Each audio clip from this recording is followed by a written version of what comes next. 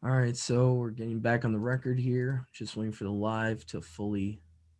All right, we're streaming on live. Shalom, everyone. We're back. We're the Wakened by Yahuwah Fellowship and Yahuwah Almighty Yahushua Masad. We're going to be continuing our Sabbath study for today. We are going to be doing now the Haftarah reading. We just did the Torah portion earlier. So I'm going to be uploading that for people that did not get to see it later on after Sabbath. So we did Genesis and First Kings. So now we're going to go to First Samuel chapter 8. Second Samuel. Oh, my bad. Second Samuel. Thanks, Mom. Second Samuel chapter 8 to chapter 11. Oh, right. Yeah, so my mom will be reading chapter 8 to chapter 11 of Second Samuel. So here we go. Okay, this is entitled David's Victories. In the course of time, David defeated the Philistines and subdued them. And he took Metheg Ammah from the control of the Philistines. David also defeated the Moabites. He made them lie down on the ground and measured them off with a length of cord. Every 2 lengths of them were put to death, and the third length was allowed to live.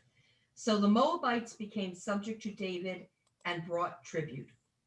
Moreover, David fought Hadadezer, son of Rahab, king of Zobah, when he went to restore his control along the Euphrates River. David captured 1,000 of his chariots, 7,000 charioteers, and 20,000 foot soldiers. He hamstrung all but 100 of the chariot horses.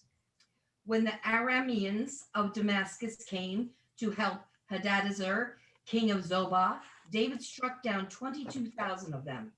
He put garrisons in the Aramean and became subject to him and brought tribute.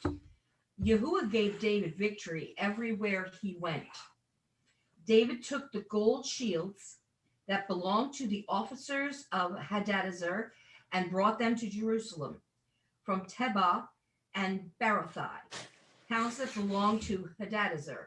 King David took a great quantity of bronze. When Tau, king of Hamath, heard that David had defeated the entire camp of Hadadezer, he sent his son Joram to King David to greet him and congratulate him on his victory in battle over Hadadezer, who had been at war with Tau. Joram brought him with articles of silver and gold and bronze. King David dedicated these articles to Yahuwah, as he had done with the silver and gold from all the nations he had subdued. Edom and Moab, the Ammonites and the Philistines and Amalek, he also defeated the plunder taken from Hadadezer, son of Rahab, king of Zobah. And David became famous after he returned from striking down 18,000 Edomites in the valley of Salt. He put garrisons throughout Edom, and all the Edomites became subject to David. Yahuwah gave David victory everywhere he went. Okay, David's officials. David reigned over all Yasharal, doing what was just and right for all his people. Joab, son of Zeruiah, was over the army. Jehoshaphat, son of Ahilud, was recorder. Zadok, son of Ahitub, and Ahimelech, son of Abiathar, were priests. Sariah was secretary. Benaiah, son of Jehoiada, was over the Karatites and Pelatites, and David's sons were royal advisors. Okay, David and Mephibosheth. David asked, "Is there anyone still left of the house of Saul to whom I can show kindness for Jonathan's sake?" Now there was a servant of Saul's household named Ziba. They called him to appear before David. And the king said to him, "Are you Ziba?" "Your servant," he replied. The king asked, "Is there no one still left of the house of Saul to whom I can show Yahuwah's kindness?" Ziba answered the king, "There is still a son of Jonathan. He is crippled in both feet." "Where is he?" the king asked. Ziba answered, he is at the house of Machir, son of Amiel, in Lodabar. So King David had him brought from Lodabar, from the house of Machir, son of Amiel. When Mephibosheth, son of Jonathan, the son of Saul, came to David, he bowed down to pay him honor. David said, Mephibosheth, your servant, he replied. Don't be afraid, David said to him, for I will surely show you kindness for the sake of your father. Jonathan, I will restore to you all the land that belongs to your grandfather Saul, and you will always eat at my table. Mephibosheth bowed down and said, what is your servant that you should notice a dead dog like me? Then the king summoned Ziba, Saul's servant, and said to him, I have given your master's grandson everything that belonged to Saul and his family. You and your sons and your servants are to farm the land for him and bring in the crops, so that your master's grandson may be provided for. And Mephibosheth, grandson of your master, will always eat at my table. Now Ziba had 15 sons and 20 servants. Then Ziba said to the king, your servant will do whatever my lord the king commands his servant to do. So Mephibosheth ate at David's table like one of the king's sons. Mephibosheth had a young son named Micah, and all the members of Ziba's household were servants of Mephibosheth. And Mephibosheth lived in Jerusalem because he always ate at the king's table, and he was crippled in both feet. Okay, chapter 10, David defeats the Ammonites. In the course of time, the king of the Ammonites died, and his son Hanun succeeded him as king. David thought, I will show kindness to Hanun, son of Nahash, just as his father showed kindness to me. So David sent a delegation to express his sympathy to Hanun concerning his father. When David's men came to the land of the Ammonite nobles said to Hanun, their lord, do you think David is honoring your father by sending men to you to express sympathy? Hasn't David sent them to you to explore the city and spy it out and overthrow it? So Hanun seized David's men, shaved off half of each man's beard, cut off their garments in the middle at the buttocks, and sent them away. When David was told about this, he sent messengers to meet the men, for they were greatly humiliated. The king said, stay at Jericho till your beards have grown, and then come back. When the Ammonites realized that they had become a stench in David's nostrils, they hired 20,000 Aramean foot soldiers from Beth Rahab and Zobah, as well as the king of Makkah, with 1,000 men, and also 12,000 men from Tob. On hearing this, David sent Joab out with the entire army of fighting men. The Ammonites came out and drew up in battle formation at the entrance to their city gate. When the Arameans at Zobah and Rahab and the men of Tob and Makkah were by themselves in the open country, Joab saw that there were battle lines in front of him and behind him. So he selected some of the best troops in Yasharal and deployed them against the Arameans. He put the rest of the men under command of Abishai, his brother, and deployed them against the Amorites. Joab said, if the Arameans are too strong for me, then you are to come to my rescue. But if the Ammonites are too strong for you, then I will come to rescue you. Be strong and let us fight bravely for our people and the cities of our Elohim. Yahuwah will do what is good in his sight. Then Joab and the troops with him advanced to fight the Arameans, and they fled before him.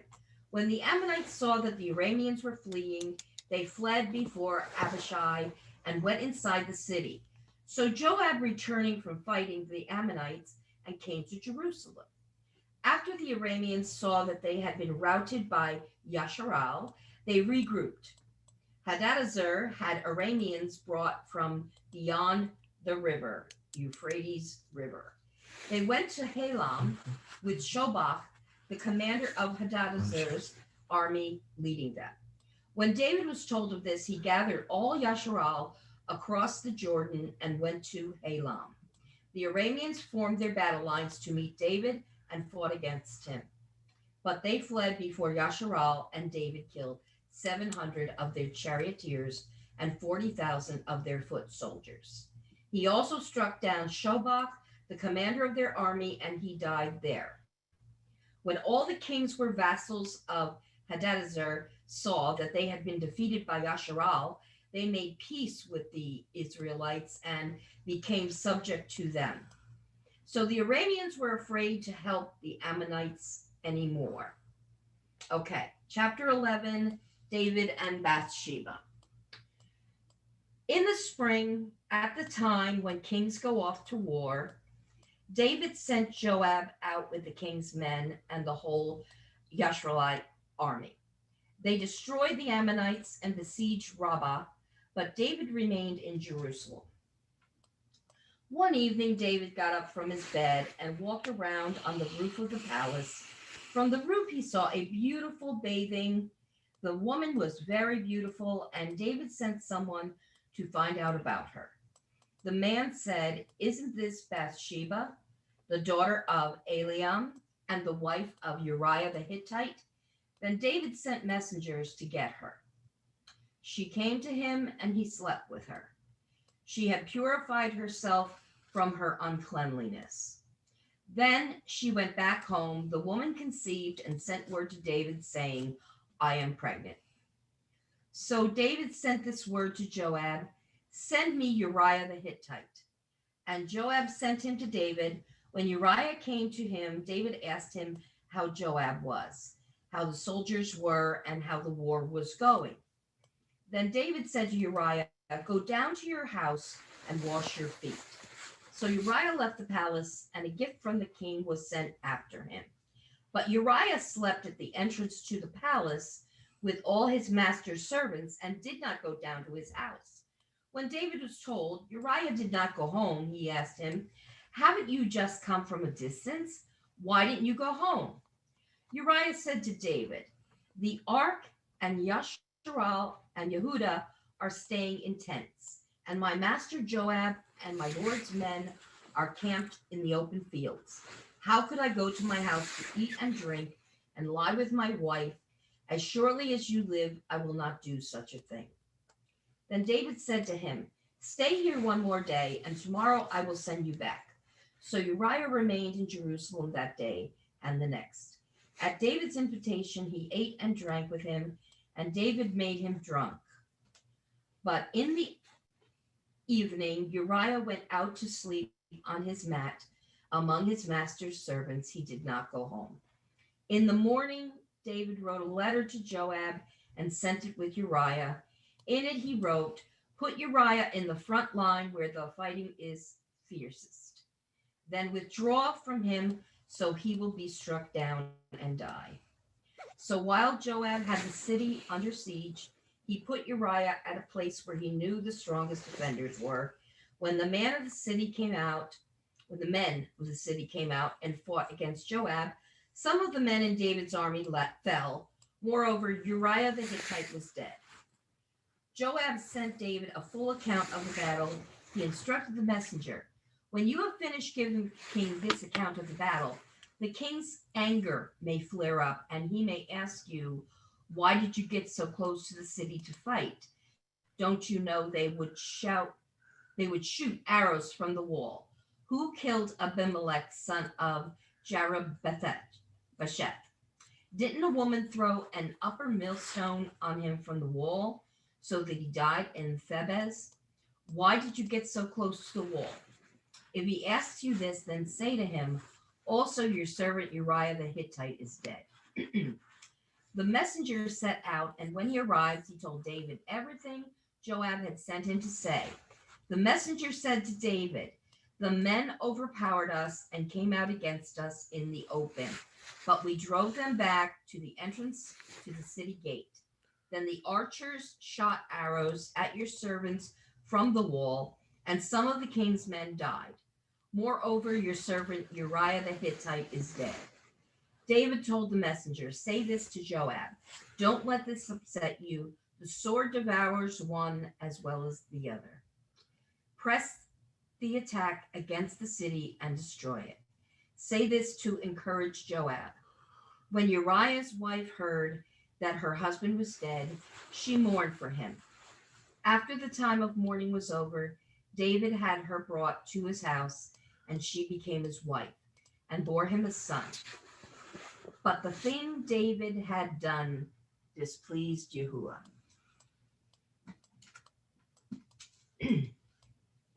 Okay. Okay, archer shot servants. Okay. And all right. That was pretty much self-explanatory, those couple of chapters. Yeah. All right, Brother Dennis, you ready? Okay. Can you hear me okay? Perfect. All right. Chapter 12. Then Yahuwah sent Nathan to David, and he came to him and said to him, there were two men in one city, one rich and the other poor.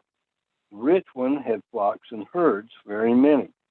But the poor one had only one little ewe lamb, which he had bought and kept alive. And it grew up with him and with his children together. It ate of his own food and drank from his own cup and lay in his bosom, and it was like a daughter to him. And a traveler came to the rich man, who refused to take from his own flock and from his own herd to prepare one for a wayfaring man who had come to him. But he took the poor man's lamb and prepared it for the man who had come to him. And the wrath of David burned greatly against the man. And he said to Nathan, as Yahuwah lives, the man who has done this is a son of death. Also, he has to repay fourfold for the lamb, because he did this deed and because he had no compassion. Then Nathan said to David, you are that man. Thus said Yahuwah, Alim of Yisrael.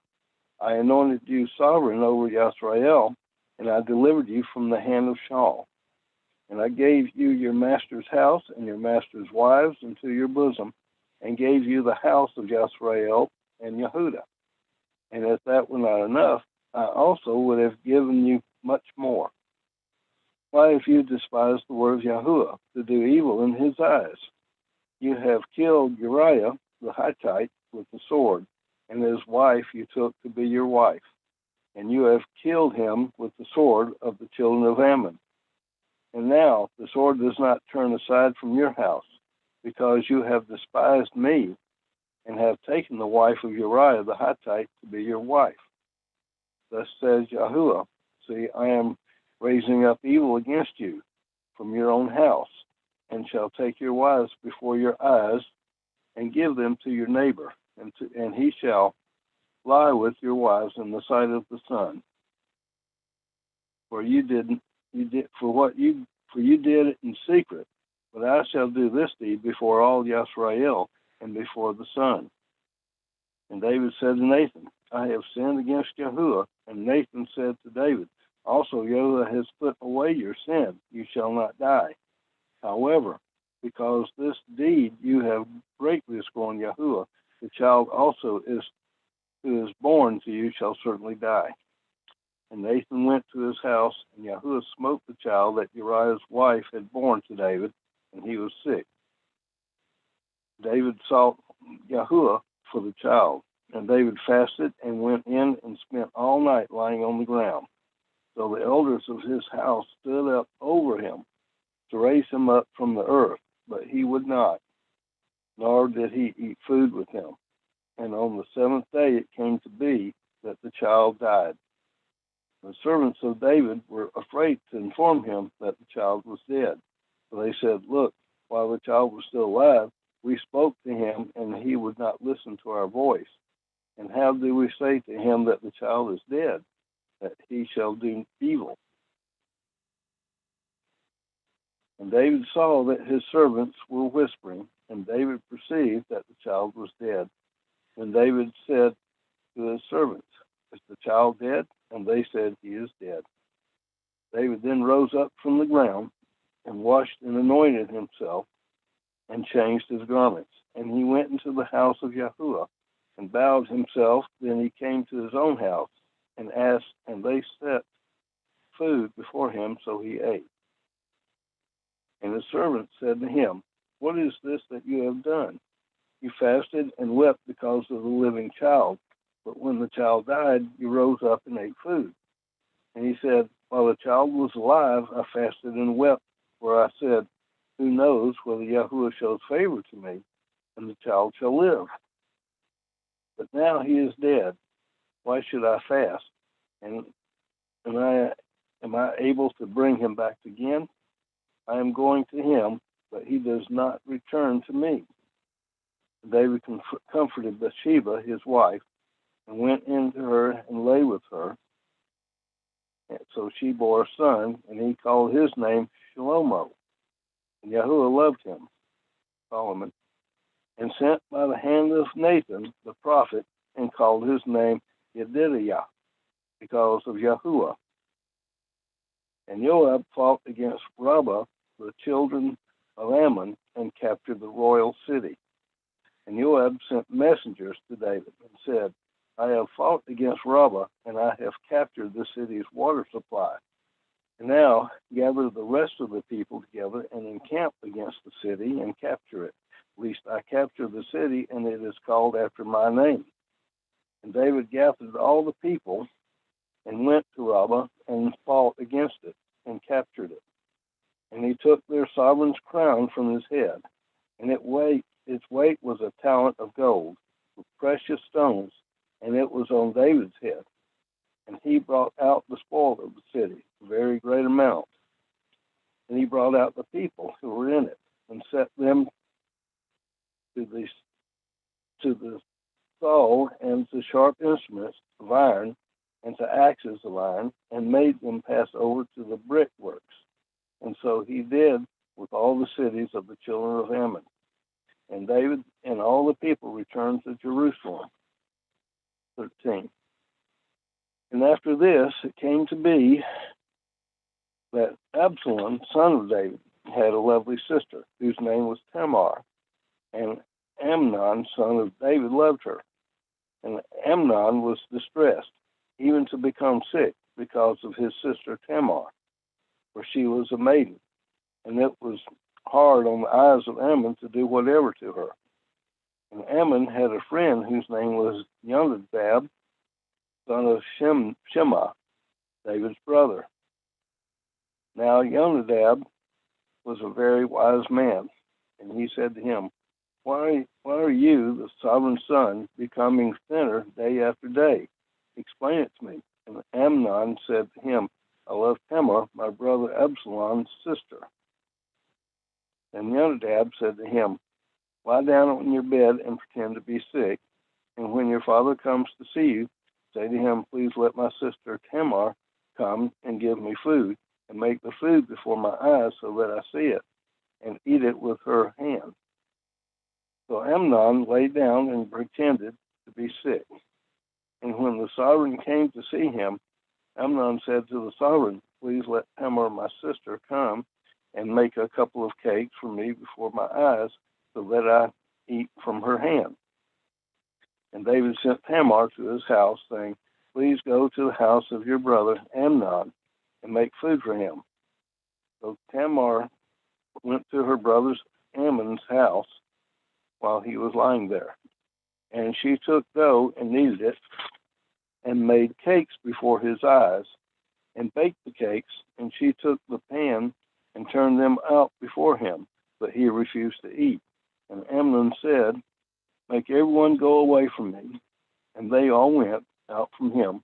And Amnon said to Tamar, "Bring the food into the bedroom, that I eat from your hand." And Tamar took the cakes which she had made, and brought them to Amnon, her brother, in the bedroom. And she brought them to him to eat. And he came, and he took hold of her, and said to her, "Come, lie with me, my sister." And she answered him, "No, my brother, do not humble me, for it is not done so in Yisrael. Do not do this wickedness. And where where would I take my shame? And you would be like one of the fools in Yisrael, and now please speak to the sovereign, for he would not behold me from you. But he would not listen to her voice, and being stronger than she, he humbled her and lay with her. Amnon then hated her exceedingly, so that the hatred with which he hated her was greater than the love which he had loved her. And Amnon said to her, Arise, go. And she said to him, No, for this evil of sending me away is worse than the other you have done to me. But he would not listen to her. And he called his young man serving him and said, Now put this one out away from me, and bolt the door behind her. And she had on a long coat, for the sovereign's maiden daughters wore such garments. And his servant put her out and bolted the door behind her. And Tamar put ashes on her head, and tore her long coat that was on her, and put her hand on her head, and went away crying bitterly. And Absalom, her brother, said to her, Has Amnon your brother been with you? But now I keep silent, my sister. He is your brother. Do not take this matter to heart. So Tamar remained in the house of her brother Absalom, but was ruined. And sovereign David heard all these reports and was very wroth. And Absalom spoke to his brother Ammon, neither good nor evil.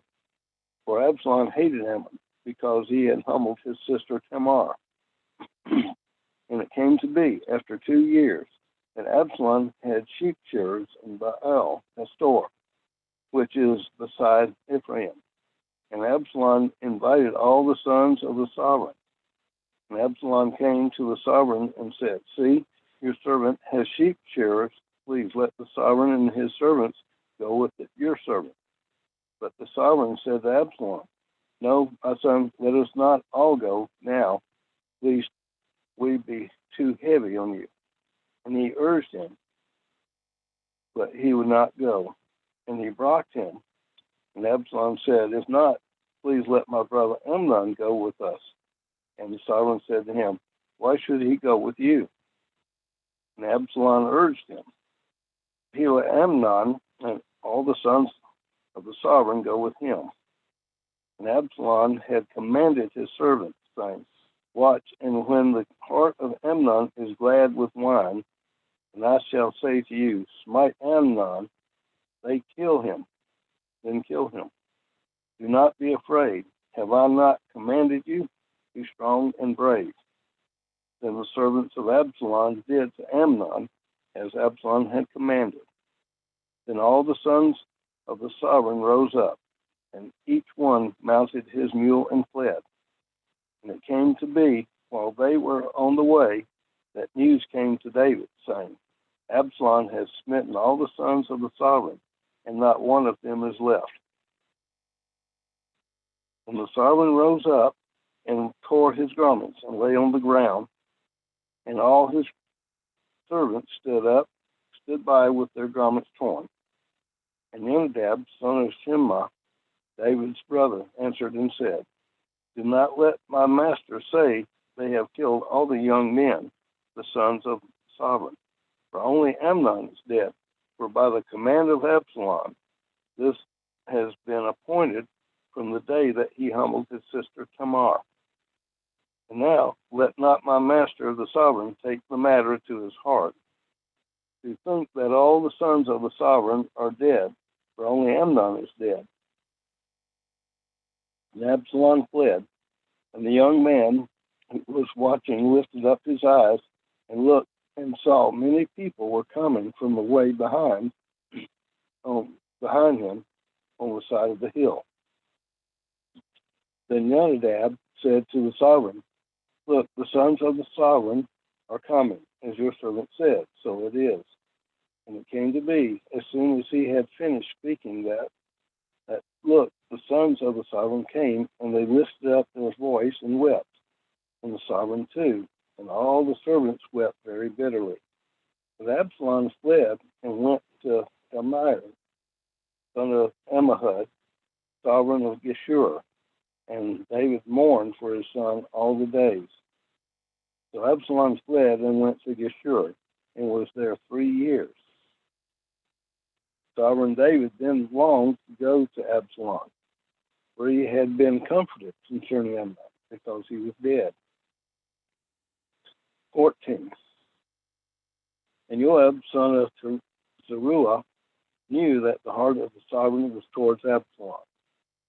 And Joab sent to Tekoa and brought from there a wise woman and said to her, please pretend to be a mourner and put on mourning garments, and do not anoint yourself with oil, but act like a woman who has been mourning a long time for the dead. Then you shall go to the sovereign and speak to him according to this word. And Joab put the words in her mouth.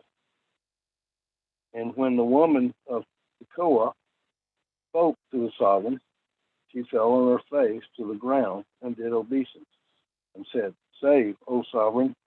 And the sovereign said to her, what is your trouble? And she answered, truly I am a widow, my husband is dead.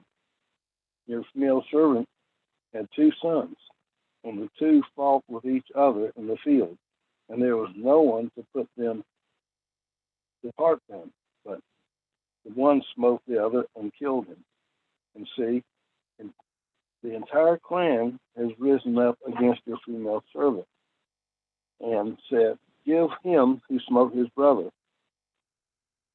so that we put him to death for the life of his brother, whom he killed, and destroy the heir also. Thus they would extinguish my burning coal that is left, and leave to my husband neither name nor remnant on the earth. And the sovereign said to the woman, go to your house, and let me give orders concerning you. And the woman of Tekoa said to the sovereign, my master, O sovereign, let the crookedness be on me and on my father's house, and the sovereign and his throne be guiltless. And the sovereign said, whoever speaks to you, bring him to me, and let him no longer touch you. And she said, please let the sovereign remember Yahuwah, your Elohim, and the Redeemer of blood, not destroy any more. Please they destroy my son. And he said, as Yahuwah lives, not one hair of your son shall fall to the ground. And the woman said, please let your female servant speak a word to my master, the sovereign. And he said, speak. And the woman said, and why have you reasoned like this against the people of Elohim? For in speaking this word, the sovereign is as one who is guilty, in that the sovereign does not bring his outcast one home again. For we shall certainly die and become like water spilled on the ground, which is not gathered up again. Yet Yahuwah does not take away a life, but shall devise ways to that his outcast ones are not cast out from him. And now I have come to speak this word to my master, the sovereign, because the people have made me afraid. And your female servant said, please let me speak to the sovereign. It could be that the sovereign does what his female servant asks. For the sovereign has listened to deliver his female servant from the hand of the man seeking to destroy me and my son together from the inheritance of Elohim. Then your female servant said, please let the word of my master, the sovereign, be comforted. For my master, the sovereign, is as the messenger of Yahuwah in discerning the good and the evil, and Yahuwah, your Elohim, is with you. And the sovereign answered and said to the woman, please do not hide from me the matter that I am asking you. And the woman said, please let my master be sovereign, the sovereign speak. And the sovereign said, is the hand of Joab with you in all this? And the woman answered and said, as your being lives, my master the sovereign, no one turns to the right or to the left from all that my master the sovereign has spoken. For your servant Joab commanded me, and he put all these words in the mouth of your female servant. Your servant Joab has done this to change the appearance of the matter. but my master is wise, according to the wisdom of the messenger of Yahuwah, to know all that is on the earth. And the sovereign said to Joab, See, now you shall do this matter, and go bring back the young man Absalom. And Joab fell to the ground on his face, and did obeisance, and brought the sovereign. And Joab said, Today your servant knows that I have found favor in your eyes, my master, O sovereign, in that the sovereign has done the word of his servant. And Joab rose up and went to Geshur, and brought Absalom to Jerusalem. And the sovereign said, Let him return to his own house, but do not let him see my face. And Absalom went to his own house, and did not see the sovereign's face. And in all Yisrael there was no one who was praised as much as Absalom for his good looks, from the sole of his foot to the crown of his head. There was no blemish in him. And when he cut the hair of his head, for it was at every year's end that he cut it, because it was heavy on him, when he cut it, he weighed the hair of his head at 200 shekels by the sovereign's weight. And to Absalom were born 3 sons, one daughter, whose name was Tamar. She was a woman of fair appearance. And Absalom dwelt in Jerusalem 2 years, and he had not seen the sovereign's face. Then Absalom sent for Joab to send him to the sovereign, but he would not come to him. And he sent again the second time, but he would not come. And he said to his servants, See, Joab's field is near mine, and he has barley there. Go and set it on fire. And Absalom's servants set the field on fire. Then Joab rose up and came to the house of Absalom, and said to him, Why have your servants set my field on fire? And Absalom said to Joab, Look, I sent you, saying, Come here, so that I sent you to the sovereign to say, Why have I come from Geshur? It was too for me while I was there. And now let me see the sovereign's face. And if there is any crookedness in me, then you shall put me to death. Joab then went to the sovereign and informed him. And he called for Absalom. And he came to the sovereign and bowed himself to his face to the ground before the sovereign. Then the sovereign kissed Absalom. 15. And it came to be after this that Absalom prepared a chariot and horses for himself, and 50 men to run before him. And Absalom used to rise early and stand beside the way to the gate. And it came to be, whenever anyone who had a complaint came to the sovereign for a right ruling, that Absalom would call to him and say, What city are you from? And when he said, Your servant is from such and such a tribe of Yisrael, Absalom would say to him, Look, your matters are good and right, but you have nobody from the sovereign to hear you. And Absalom would say, Oh, that I were made judge in the land, and everyone who has any complaint or case would come to me, and I shall let right be done to him. And it came to be, whenever everyone came near him to bow down to him, that he would put out his hand and take him and kiss him. And Absalom did this to all Yisrael who came to the sovereign for right ruling. And Absalom stole the hearts of the men of Yisrael. And it came to be at the end of 4 years that Absalom said to the sovereign, Please let me go to Hebron and pay the vow which I vowed to Yahuwah. For your servant vowed a vow while I dwelt in Geshur in Aram, saying, If Yahuwah indeed brings me back to Jerusalem, then I shall serve Yahuwah. And the sovereign said to him, Go in peace. And he rose up and went to Hebron. But Absalom sent spies throughout all the tribes of Yisrael, saying, As soon as you hear the sound of the ram's horn, then you shall say, Absalom is sovereign in Hebron.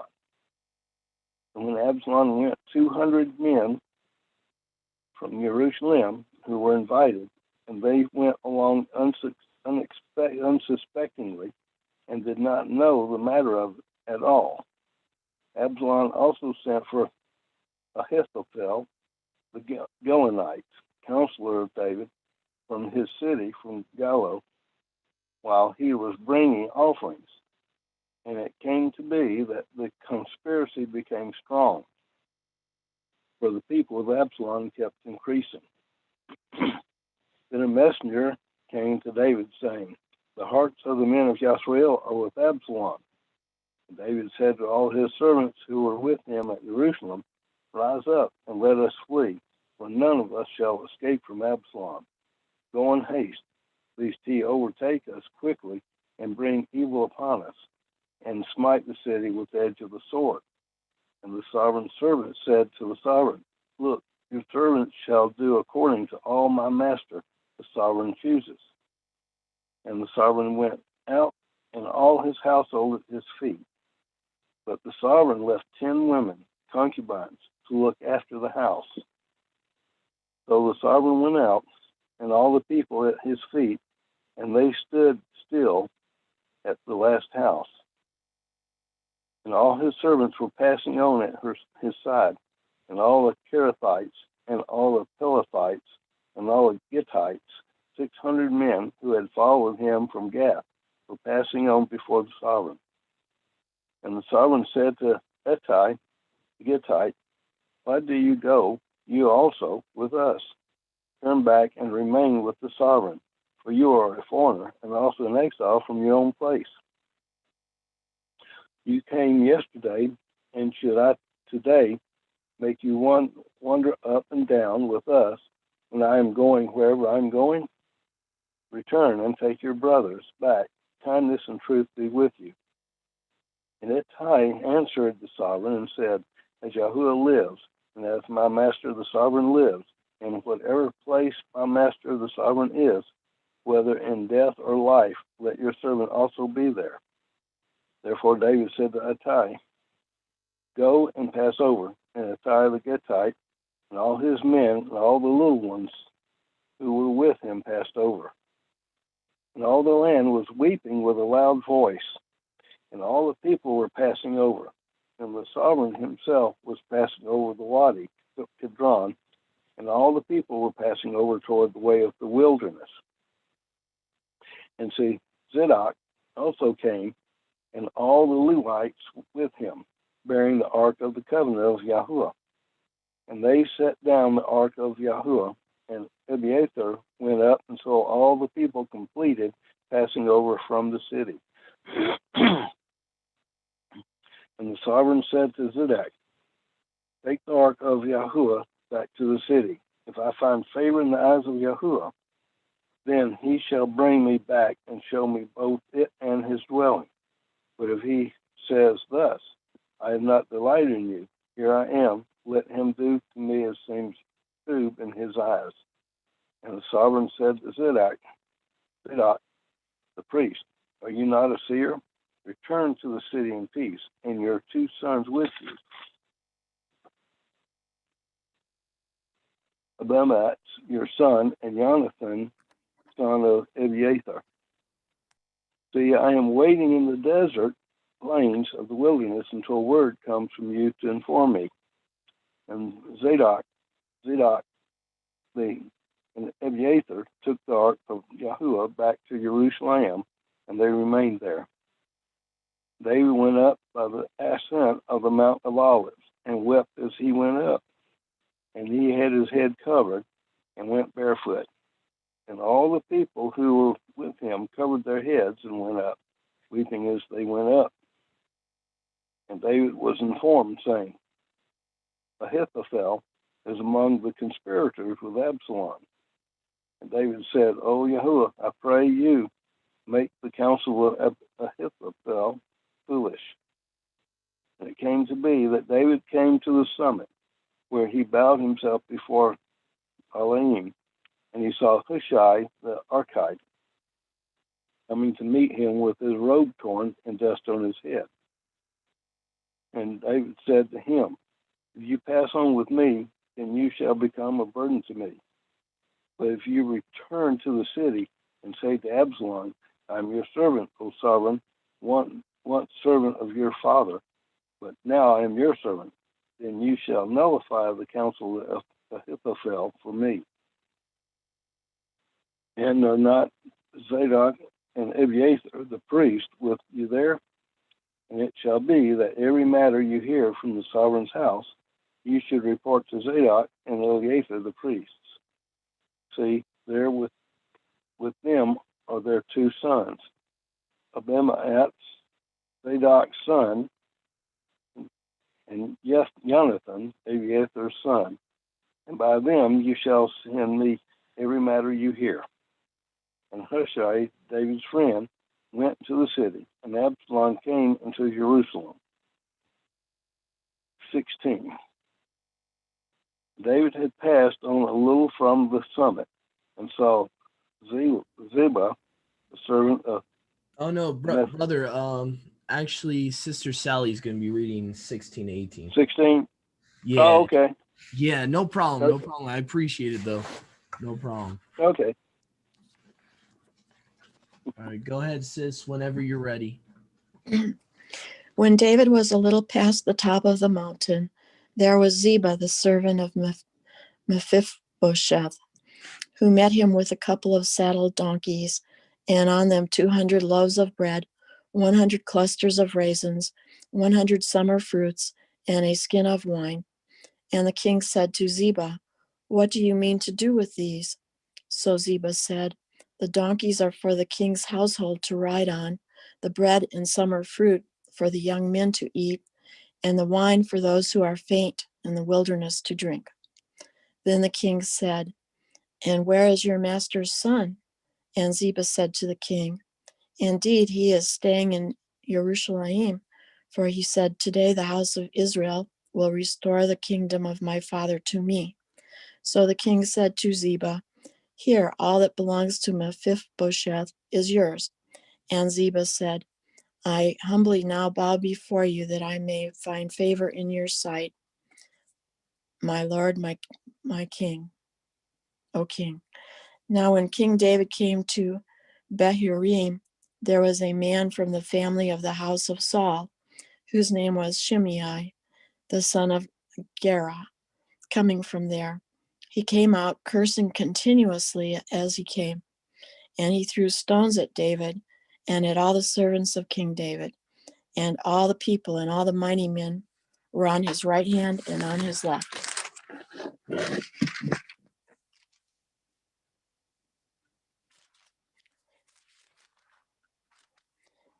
Also Shimei said thus when he cursed, come out, you bloodthirsty man, you rogue. The master has brought upon you all the blood of the house of Saul, in whose place you have reigned, and the Lord has delivered the kingdom into the hand of Absalom your son.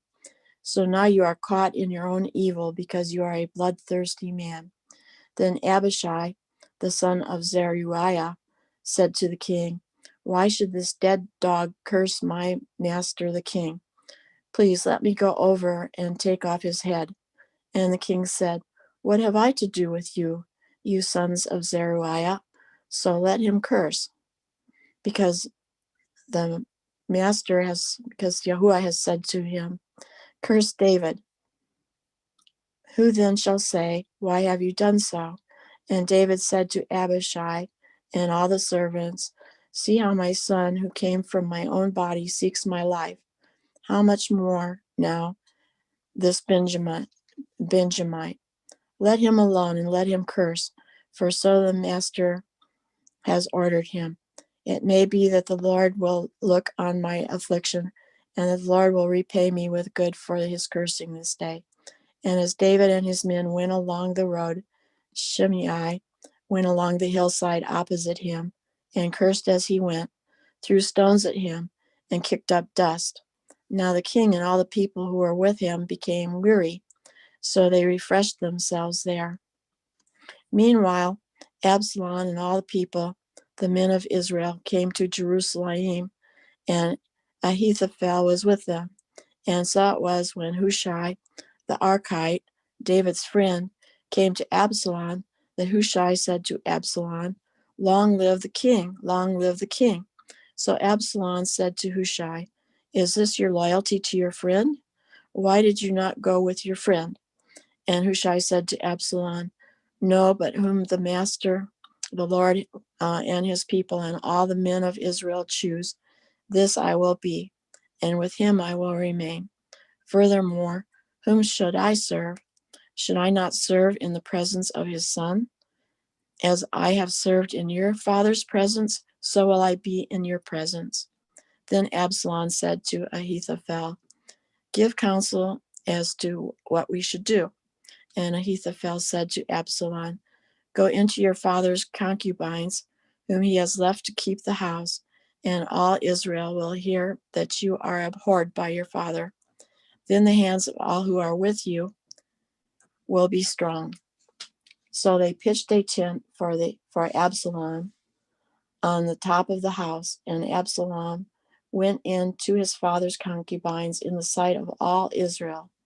And the counsel of Ahithophel, which he gave in those days, was as if one had inquired at the oracle of Elohim. So was all the counsel of Ahithophel, both with David and with Absalom. Moreover, Ahithophel said to Absalom, "Now let me choose 12,000 men, and I will arise and pursue David tonight. I will come upon him while he is weary and weak, and make him afraid, and all the people who are with him will flee, and I will strike only the king. Then I will bring back all the people to you. When all return except the man whom you seek, then all the people will be at peace." And the saying pleased Absalom and all the elders of Israel. Then Absalom said, "Now call Hushai the Archite also, and let us hear what he says too." And when Hushai came to Absalom, Absalom spoke to him, saying, "Ahithophel has spoken in this manner. Shall we do as he says? If not, speak up." So Hushai said to Absalom, "The counsel that Ahithophel has given is not good at this time. For," said Hushai, "you know your father and his men, that they are mighty men, and they are enraged in their minds, like a bear robbed of her cubs in the field. And your father is a man of war, and will not camp with the people. Surely by now he is hidden in some pit, or in some other place, and it will be when some of them are overthrown at the first, that whoever hears it will say, 'There is a slaughter among the people who follow Absalom.' And even he who is valiant, whose heart is like the heart of a lion, will melt completely. For all Israel knows that your father is a mighty man, and those who are with him are valiant men. Therefore I counsel that all Israel be fully gathered to you from Dan to Beersheba, like the sand that is by the sea for multitude, and that you go to battle in person. So we will come upon him in some place where he may be found, and we will fall on him as the dew falls on the ground. And of him and all the men who are with him, there shall not be left so much as one. Moreover, if he has withdrawn into a city, then all Israel will bring ropes to that city, and we will pull it into the river until there is not one small stone found there." So Absalom, and all of the men of Israel said, "The counsel of Hushai the Archite is better than the counsel of Ahithophel, for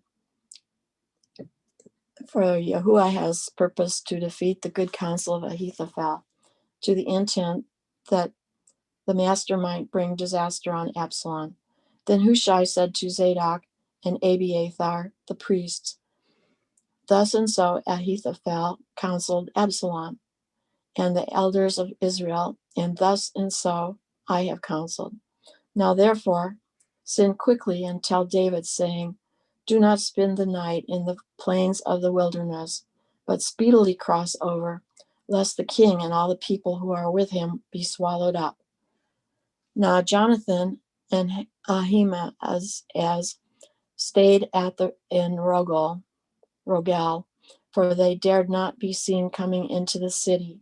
So a maidservant would come and tell them, and they would go and tell King David. Nevertheless, a lad saw them and told Absalom. But both of them went away quickly and came to a man's house in Bahurim, who had a well in his court, and they went down into it. Then the woman took and spread a covering over the well's mouth, and spread ground grain on it, and the thing was not known. And when Absalom's servants came to the woman at the house, they said, "Where are Ahimaaz and Jonathan?" So the woman said to them, "They have gone over the water brook." And when they had searched and could not find them, they returned to Jerusalem. Now it came to pass after they had departed that they came up out of the well and went and told King David and said to David, "Arise and cross over the water quickly, for thus has Ahithophel counseled against you." So David and all the people who were with him arose and crossed over the Jordan. By morning light, not one of them was left who had not gone over the Jordan. Now, when Ahithophel saw that his counsel was not followed, he saddled his donkey and arose and went home to his house, to his city. Then he put his household in order and hanged himself and died. And he was buried in his father's tomb. Then David went to Mahanaim, and Absalom crossed over the Jordan, he and all the men of Israel with him. And Absalom made Amasa captain of the army instead of Joab. This Amasa was the son of a man whose name was Jithra, an Israelite, who had gone into Abigail, the daughter of Nahash, sister of Zeruiah, Joab's mother.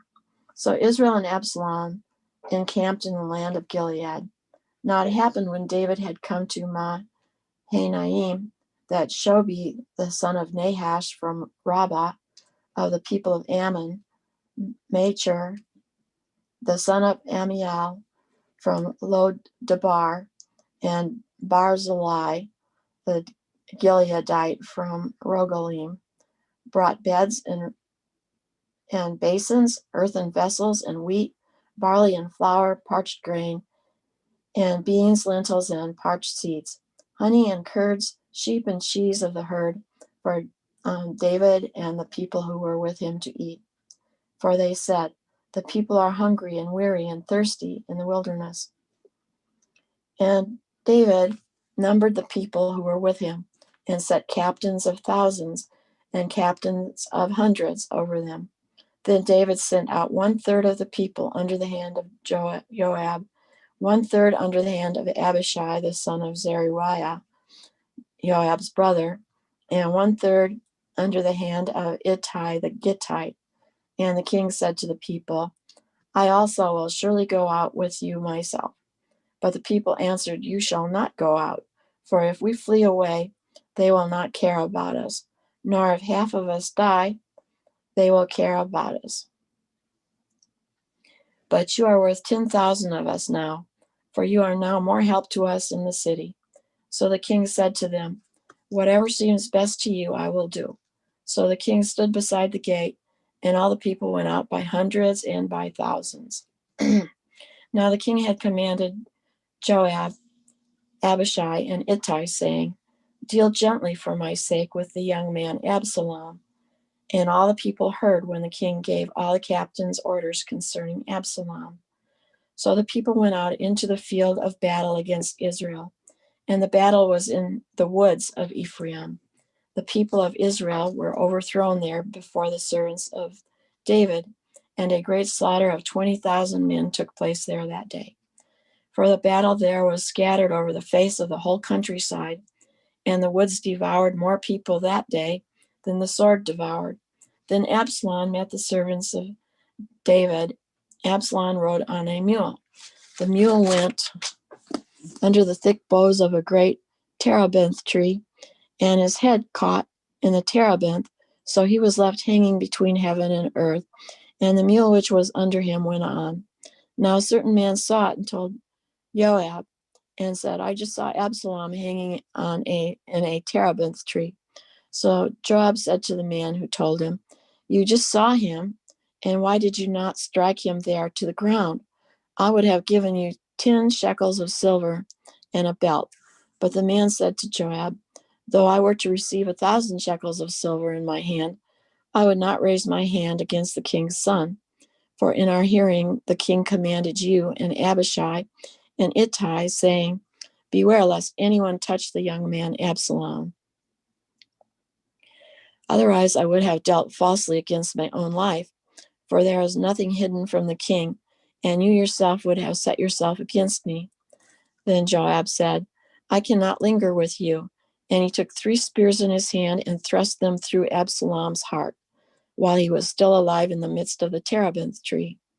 And 10 young men who bore Joab's armor surrounded Absalom and struck and killed him. Then Joab blew the trumpet, and the people returned from pursuing Israel, for Joab held back the people. And they took Absalom and cast him into a large pit in the woods, and laid a very large heap of stones over him. Then all Israel fled, everyone to his tent. Now Absalom, in his lifetime, had taken and set up a pillar for himself, which is in the king's valley. For he said, I have no son to keep my name in remembrance. He called the pillar after his own name, and to this day it is called Absalom's monument. Then Ahimaaz, the son of Zadok, said, Let me run now and take the news to the king. Now the Lord has avenged him of his enemies. And Joab said to him, You shall not take the news this day, for you shall take the news another day. But today you shall take no news, because the king's son is dead. Then Joab said to the Cushite, Go tell the king what you have seen. So the Cushite bowed himself to Joab and ran. And Ahimaaz, the son of Zadok, said again to Joab, But whatever happens, please let me also run after the Cushite. And Joab said, Why will you run, my son, since you have no news already? But whatever happens, he said, Let me run. So he said to him, Run. Then Ahimaaz ran by way of the plain and outran the Cushite.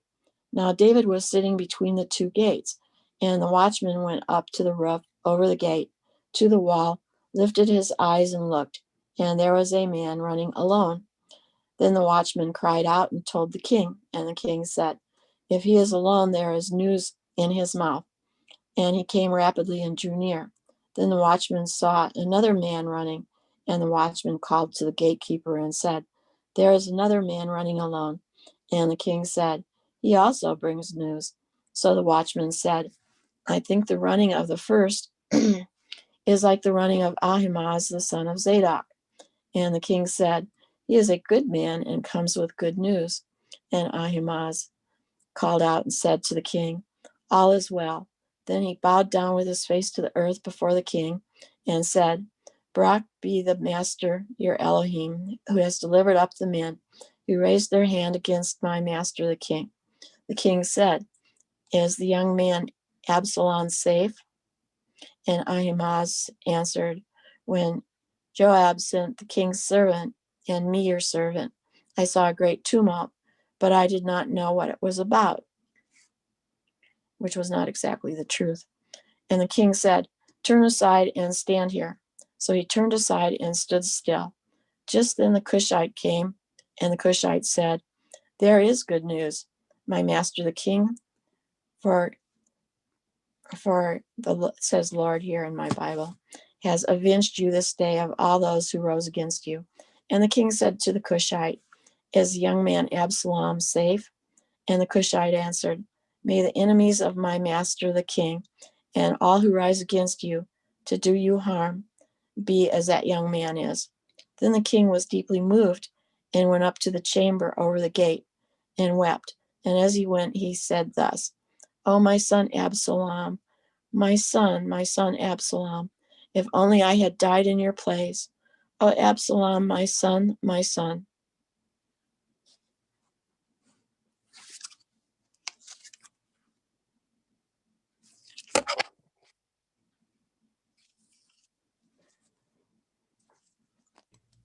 All right. Thank you, Sister Sally. I appreciate it. Mm-hmm. You did a great job reading. So did Definitely. Dennis, and so did my mom. Thank you. Oh, A let's lot see. in that, right? The last chapter, there was a couple of notes I took.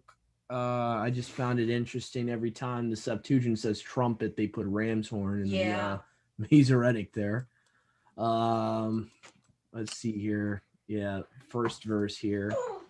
The reason I know that, in fact, it's a trumpet is if you look into the Greek here, G4536, it's the same exact word that you can find in Numbers chapter 10 of the Septuagint.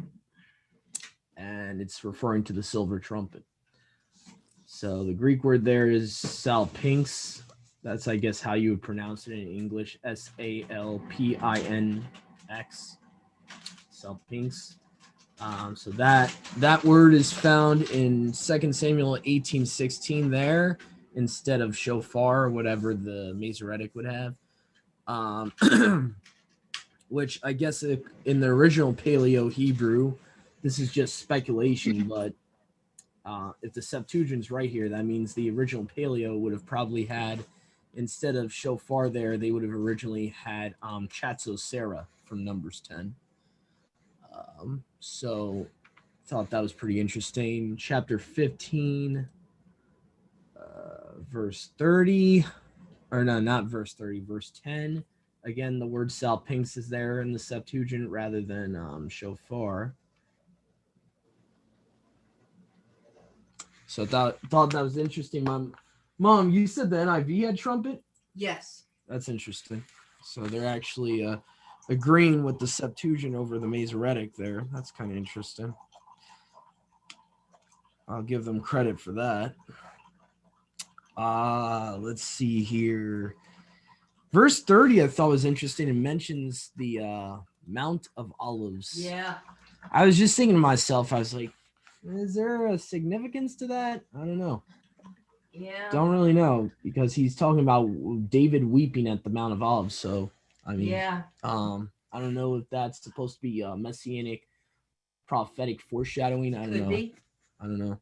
I know that technically Yahusha didn't weep at the Mount of Olives. He wept in a different place, the Garden of Gethsemane. So I can't really Right. prove it that it's a prophetic foreshadowing, but Oh, okay. I was just thinking that there's a lot of important things that point to that. Oh yeah, area, Mount of Olives, the location, There's a lot of important things gonna happen. Yeah, I mean the return of Yahusha according to Zechariah 14 is going to happen on the Mount of Olives. They'll split in two. I mean, yeah, as far as the geographic location of the Mount of Olives, yeah, it's important. Yeah. But anyway, so other than that, I can't think of anything else that was too important to take away from there. Obviously, we learned the lesson here of evil communications or, corrupt good manners. How Paul talks about that seems to apply to David's one son raping his sister. He was encouraged by a friend of his to do so. So I kind of thought of that connection when I think Brother Dennis was reading, and it was either that or you, Mom. I think it might have been when you were reading about the story about the Tamar, his sister Tamar, and what he was trying to do to his sister and what he did to his sister, and how then he throws her out after he did what he did to her. Jerk. So that's a good lesson. Don't have friends that are going to encourage you to do wicked things. I guess is the lesson there. Yep. Careful who you keep in your company. So let's see. I found it interesting about Absalom and David. Oh yeah, Absalom became his enemy in battle because David wouldn't seek vengeance. It seems like that was part of the reason. David didn't seek vengeance against that one son of his that raped his daughter, and Absalom probably took it to heart, and already there were seeds of probably disdain for David from Absalom at that point, and then later on it seems like his hatred grows more and more for his dad, and seeks his life, Yeah, there's Psalms that talks about that. There's Yeah, certain yeah. Psalms in the book of Psalms that talks about when Absalom was seeking David's life, and how David, cries out to Yahuwah for help. But David's love was always there because he was in great mourning when Absalom died, and or was killed, whatever, Yeah. You could tell that he had no ill Yeah. will towards the Right. son. But you see how one action by David caused all that. Yes. It was like a Yes. ripple effect. Yep. One thing David did, he lost his son. Yep. He lost his firstborn Snowball son. effect. It was literally a snowball effect, and it actually caused sin in a way to go down his lineage, where you have one of his sons now having a spirit of lust for his own sister, which in the Torah, it's forbidden. That's why she said, Sure. don't work this folly. But I mean, we can overanalyze all that, all the chapters you guys read, but there's a lot of lessons in that. That's how sin is. It starts with one thing, and then before you know it, you've got 3 or 4 sins in front of you. I've had that happen to me in my life. It's kind of like generational curses in a One way, thing happened because because of the first sin. Yep. The first sin causes you could look at it like this: lawlessness attracts demons. So once you mess up, that familiar spirit is going to be coming around, and then it sometimes can latch even to your children, and so on and so forth. That's the truth. So that is the truth. But anyway, so all right, so I think we're up to now. We just did 2 Samuel 8-18. All right, so now we got Psalms 91 to 106, and I believe Brother Joshua and Brother Jeff will be reading that for us if they're able to.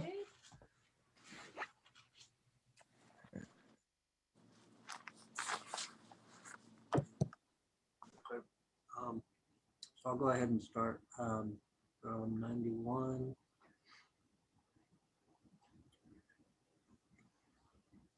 Praise of a song by Daoud. He that dwells in the help of the highest shall sojourn under the shelter of the Alawah Shamayim. He shall say to Yahuwah, you art my helper and my refuge, my Alawah. I will hope in you, or hope in him. For he shall deliver thee from the snare of the hunters, from every troublesome matter. He shall overshadow you with his shoulders, and thou shalt trust under his wings. His truth shall cover thee with a shield. You shall not be afraid of terror by night, nor of the arrow flying by day, nor of the evil thing that walks in darkness, nor of calamity and the evil spirit at noonday. 1,000 shall fall at your side, and 10,000 at your right hand, but it shall not come near you. Only with your eyes shall you observe and see the reward of sinners. For you, O Yahuwah, are my hope. Thou my soul hast made the Most High thy refuge. No evils shall come upon you, and no scourge shall draw near to your dwelling. For he shall give his angels charge concerning you, to keep you in all your ways. He shall bear you up on their hands, lest at any time you dash your foot against a stone. You shall tread on the asp and basilisk, and you shall trample on the lion and dragon. For he has hoped in him. For he has hoped in me, and I will deliver him. I will protect him, because he has known my name. He shall call upon me, and I will hearken to him. I am with him in affliction, and I will deliver him and glorify him. I will satisfy him with length of days and show him my salvation. Psalm 72. The psalm of a song for the Shabbat day. It is a good thing to give thanks to Yahuwah, and to sing praises to your name, O thou Most High, to proclaim your mercy in the morning, and your truth by night, and with psaltery of 10 strings of the song on the harp. For you, O Yahuwah, have made me glad with your work, and in the operations of your hands will I exult. How have your works been magnified, O Yahuwah? Your thoughts are very deep. A foolish man will not know, and a senseless man will not understand this. When the sinners spring up as the grass, and all the workers of iniquity have watched, it is that they may be utterly destroyed forever. But you, O Yahuwah, are most high forever. For behold, your enemies shall perish, and all the workers of iniquity shall be scattered. But my horn shall be exalted, as the horn of a unicorn, and my old age with rich mercy. And my eye has seen my enemies, and my ear shall hear the wicked that rise up against me. The righteous shall flourish.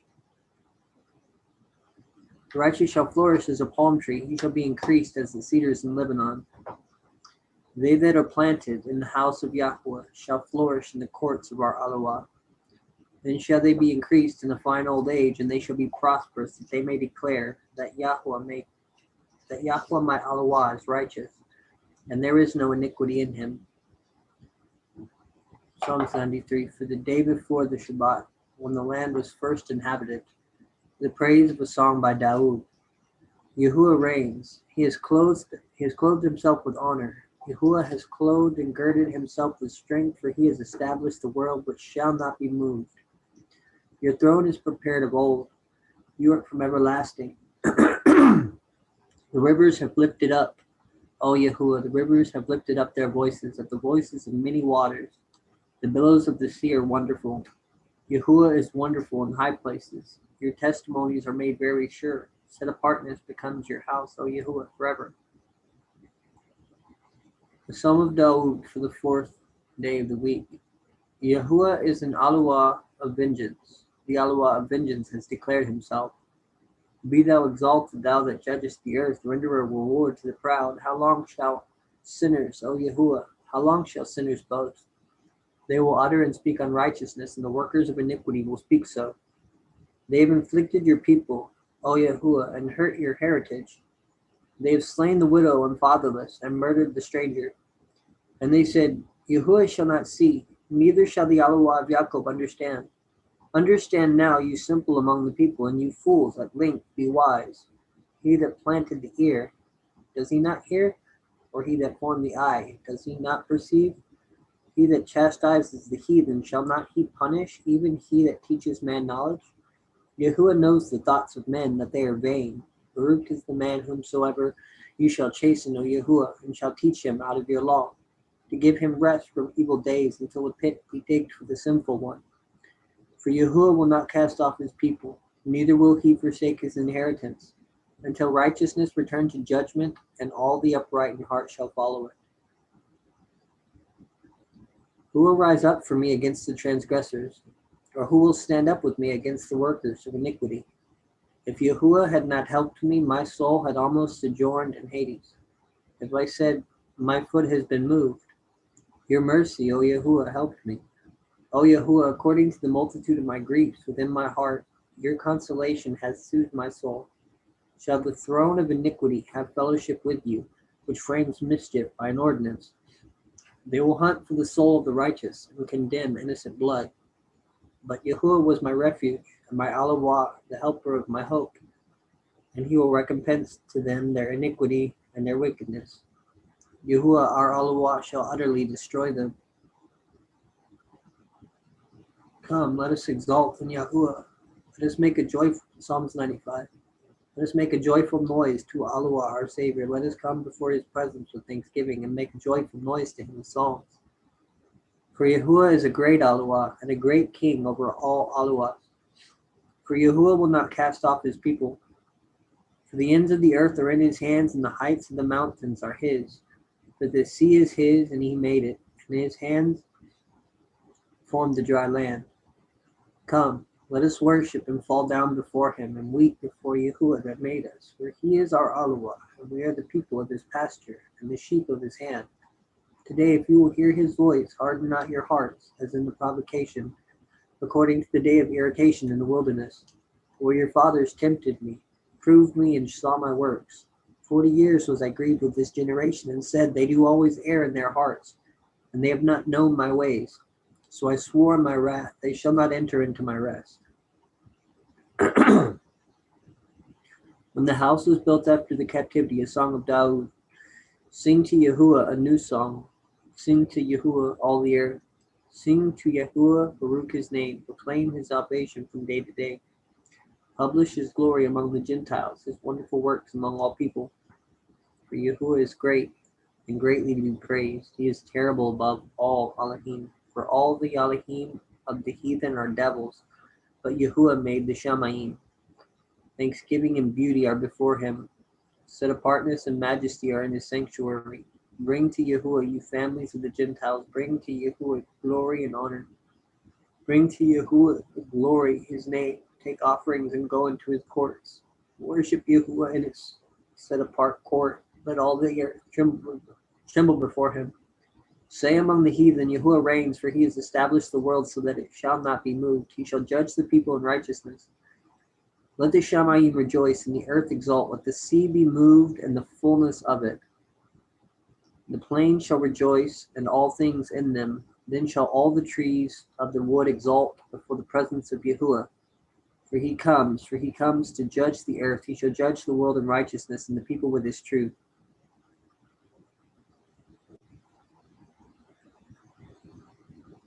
One second. Let me highlight.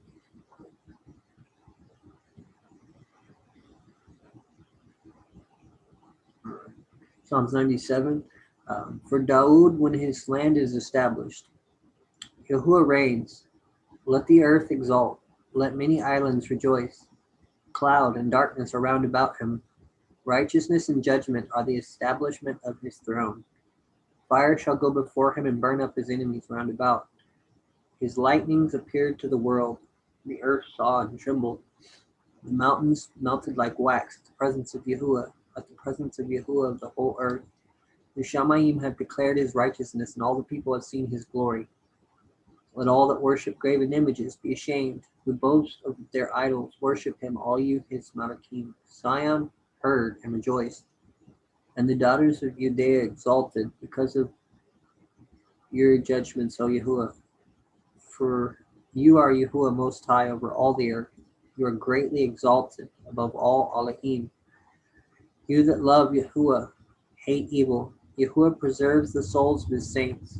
He shall deliver them from the hand of sinners. Light is sprung up for the righteous and gladness for the upright in heart. Rejoice in Yahuwah, you righteous, and give thanks for a remembrance of his set apartness. Jeff? What chapter are you in? So 98, it's 7, yes, 98. Okay.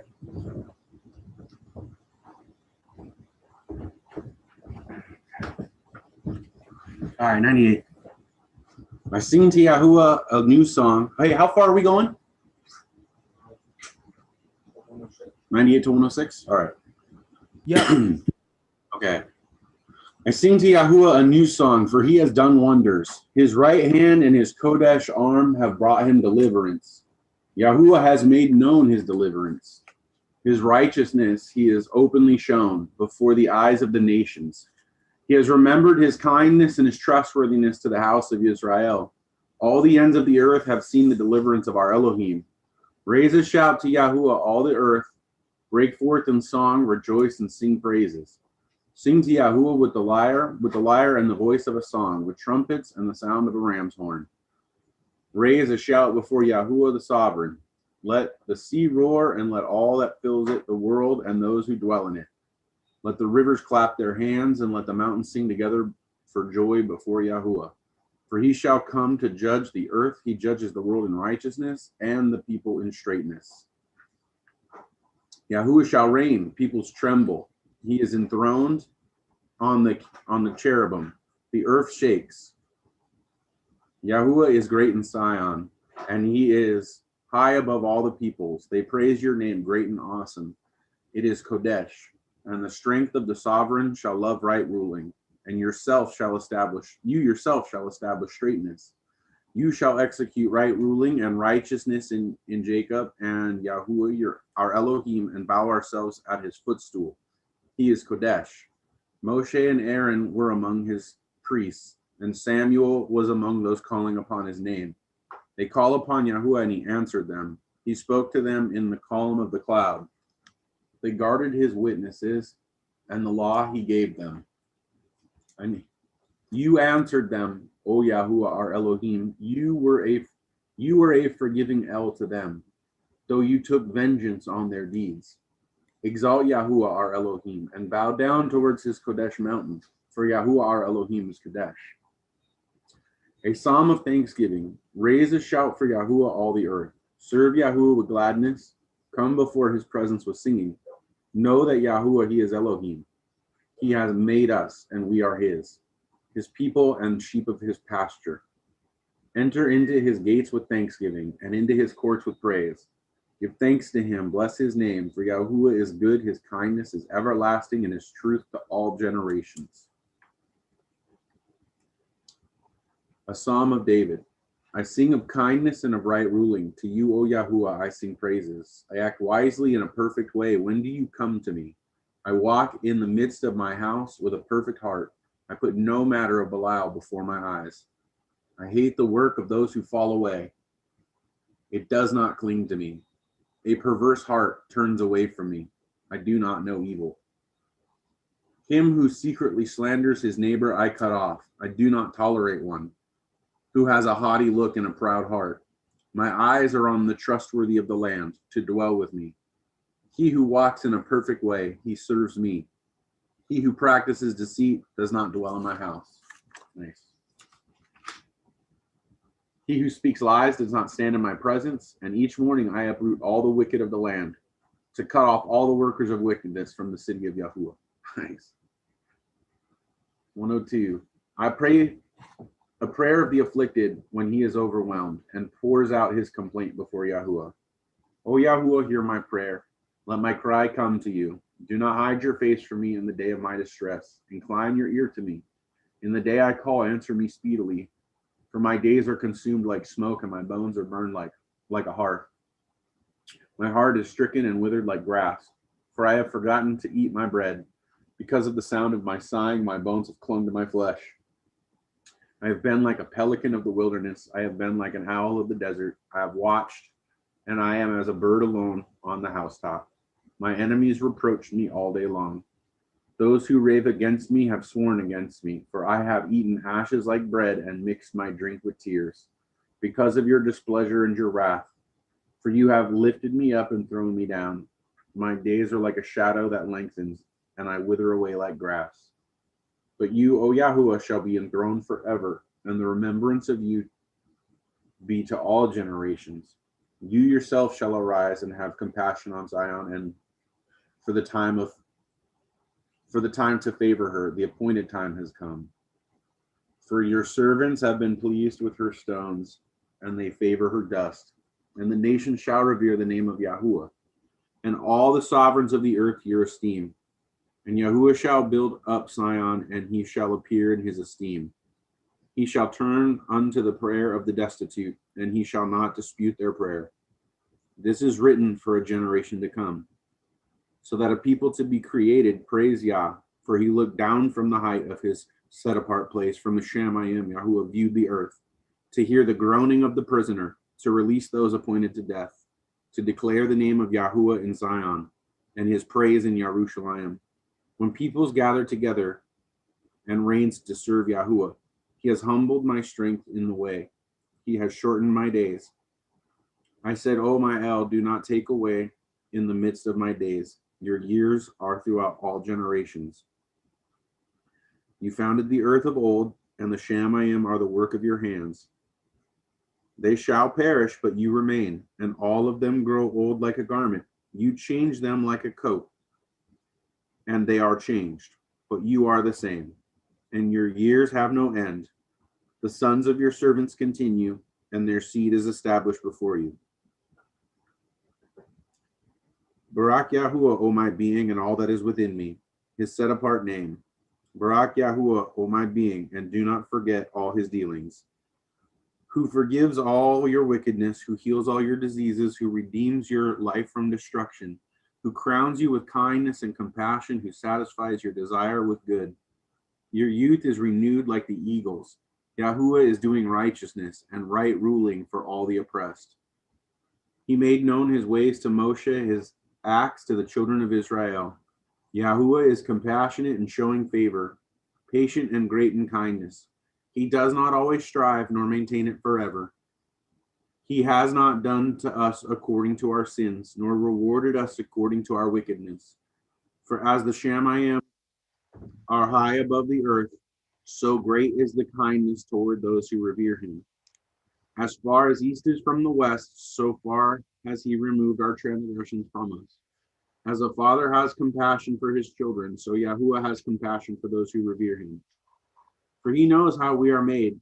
He remembers that we are dust. A man's days are as grass, as a flower of the field, so he flourishes. For the wind blows over it, and it is no more, and its place no longer remembers it. But the kindness of Yahuwah is from everlasting to everlasting upon those who revere him, and his righteousness to children's children, to those who guard his covenant, and to those who remember his orders to do them.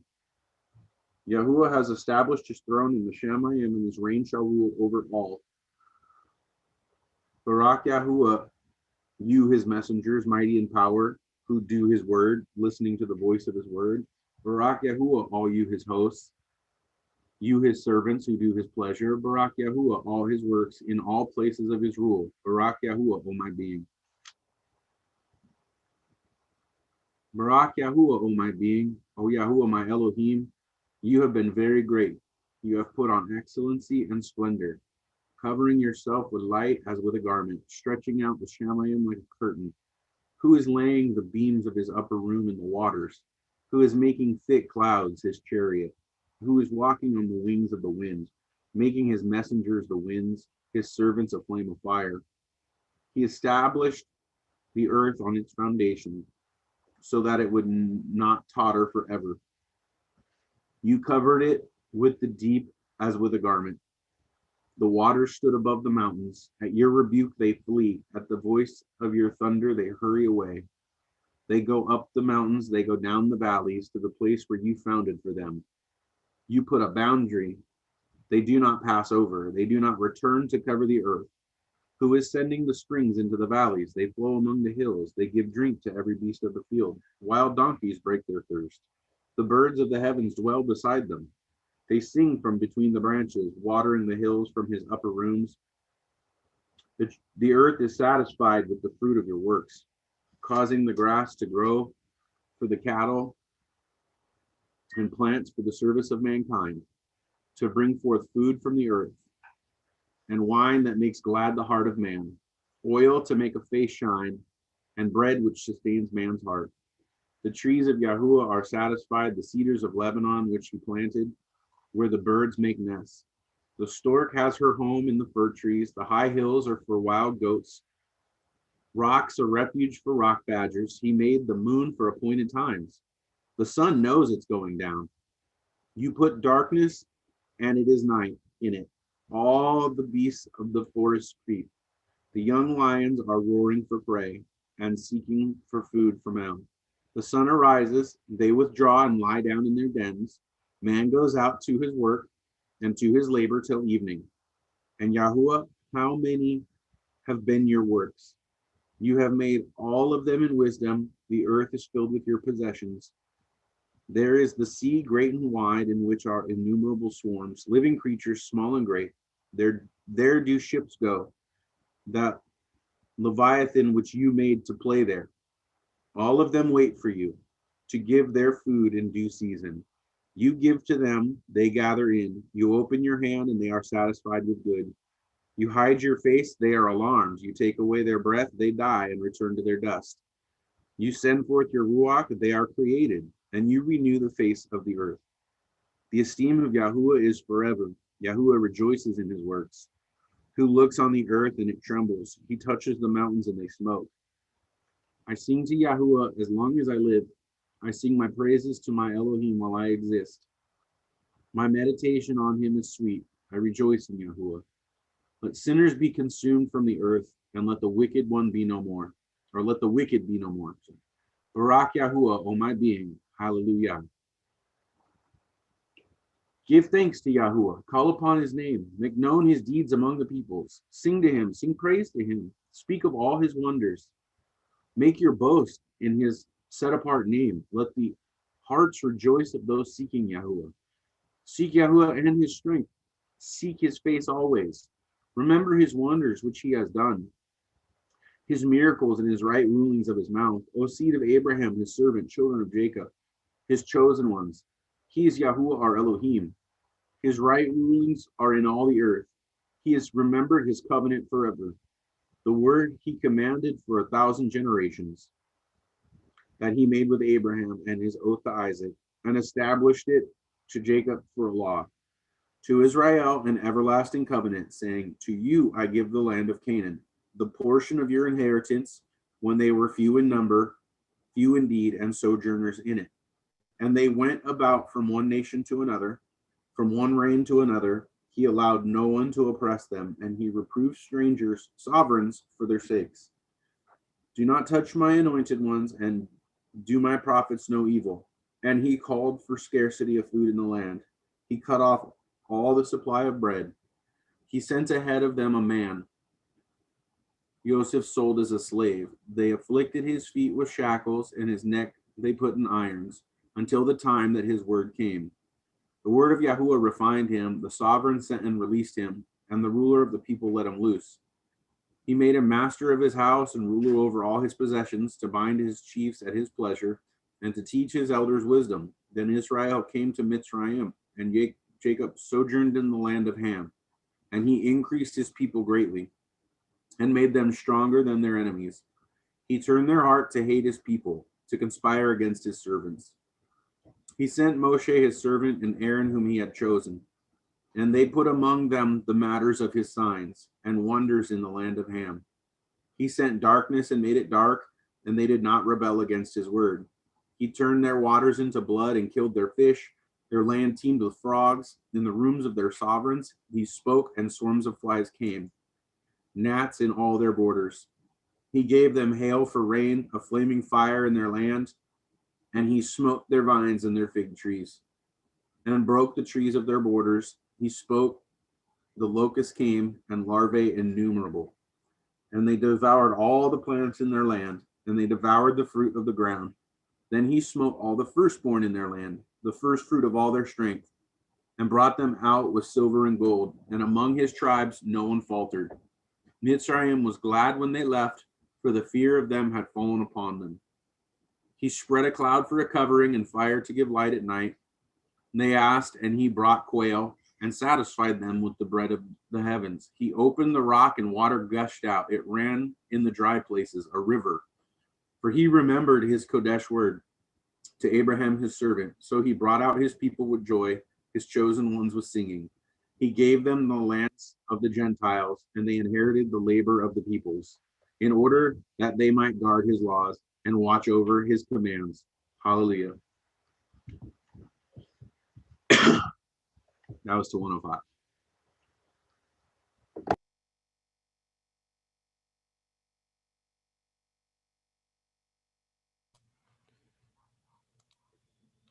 Okay, so that was it. That was 106 there, or let me see here. No, we're coming up to 106. Okay, that's fine. I can read 106. That's cool. Let me see here. I'll just do it real quick. Alleluia, give thanks to Yahuwah, for he is Tob, for his mercy endures forever. Who shall tend the mighty acts of Yahuwah? Who shall cause all his praises to be heard? Baruch are they that keep judgment and do righteousness at all times. Remember us, O Yahuwah, with the favor you have to your people. Visit us with your salvation, that we may behold the Tob of your elect. Mm-hmm. Predestination. Chosen ones, yeah. Mm-hmm. That you may rejoice in the gladness of your nation, that we may esteem with your inheritance. Which, by the way, after I read this chapter, I got some cross references for that verse. 105. Psalms 106 verse 5. Just gonna write that down. We have sinned with our fathers, we have transgressed, we have done unrighteously. Our fathers in Egypt understood not your wonders, and remembered not the multitude of your mercy, but provoked him as they went up by the Red Sea. Yet he saved them for his name's sake. So that's the importance of his name right there. Okay. And he rebuked the Red Sea, and it was dried up. So he led them through the deep as through the wilderness. So he's talking about basically he made the sea into a wilderness, the ocean. And he saved them out of the hand of them that hated them, redeemed them out of the hand of the enemy. The water covered those that oppressed them. There was not one of them left. Which unfortunately the Ten Commandments movie, you know, they embellish and try to have it look like Pharaoh survived. But according to scripture, that didn't happen. According to scripture, none of them was left, as you can see here. So, yeah. Then they believed his words and celebrated his praise. They made haste. They forgot his works. They waited not for his counsel. And they lusted exceedingly in the wilderness. So this is talking about lusting after the meat of Egypt. Okay. So this is another good one to go to. Get cross references for. Where Yahuwah commands them in Exodus, don't even go to their feasts. Okay. All right. Sent fullness in their souls. They provoked Moses also, or Masha, also in the camp, and Aharon, the set apart one of Yahuwah. The earth opened and swallowed up Dathan and closed up the congregation of Abiram. Sorry about that. I had a hard time pronouncing that one. Abiram. So that's talking about the rebellion of Korah, if I'm not mistaken. And a fire was kindled in their congregation. A flame burnt up the sinners. And they made a calf in Horeb and worshipped the graven image. So now it's talking about the golden calf. And they changed their esteem into the similitude of a calf that feeds on grass. And they forgot Alua that saved them, who worked great deeds in Egypt, wonderful works in the land of Ham, and terrible things at the Red Sea. So he said that he would have destroyed them had not Masha, his chosen. That's interesting. It says his chosen. Stood before him in the breach to turn him away from the fierceness of his anger, so that he should not destroy them. Moreover, they set at naught the desirable land and believed not his word. And they murmured in their tents, and they hearkened not to the voice of Yahuwah. So he lifted up his hand against them to cast them down in the wilderness. That would be Yahusha. Okay. And cast down their seed among the nations and to scatter them in the countries.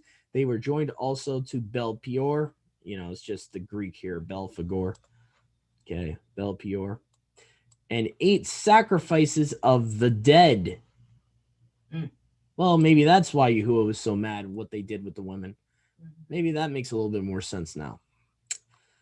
And they provoked him with their devices. So probably they were doing weird rituals and stuff like that with the whole Baal Peor stuff. And destruction was multiplied among them. And then Phinehas stood up and made atonement. Interesting.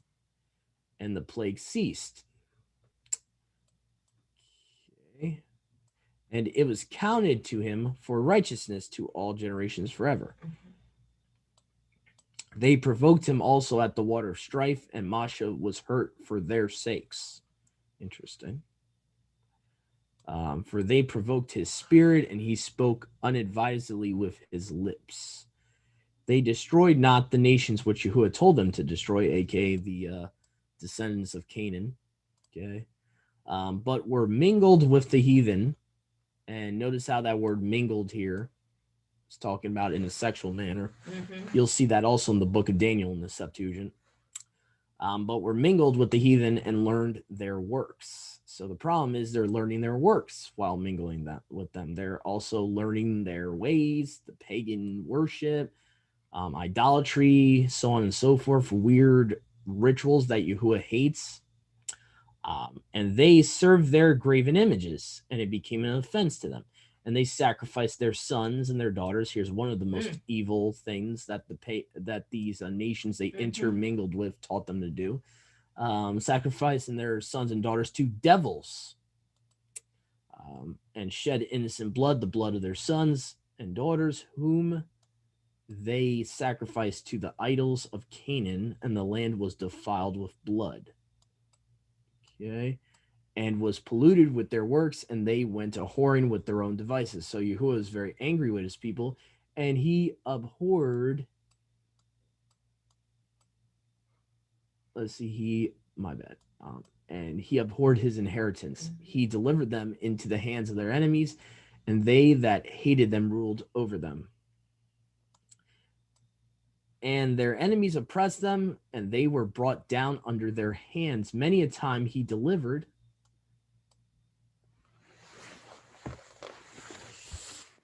Many a time he delivered them, but they provoked him by their counsel, and they were brought low by their lawlessnesses. Yet Yahuwah looked upon their affliction when he heard their petition, and he remembered his covenant and repented.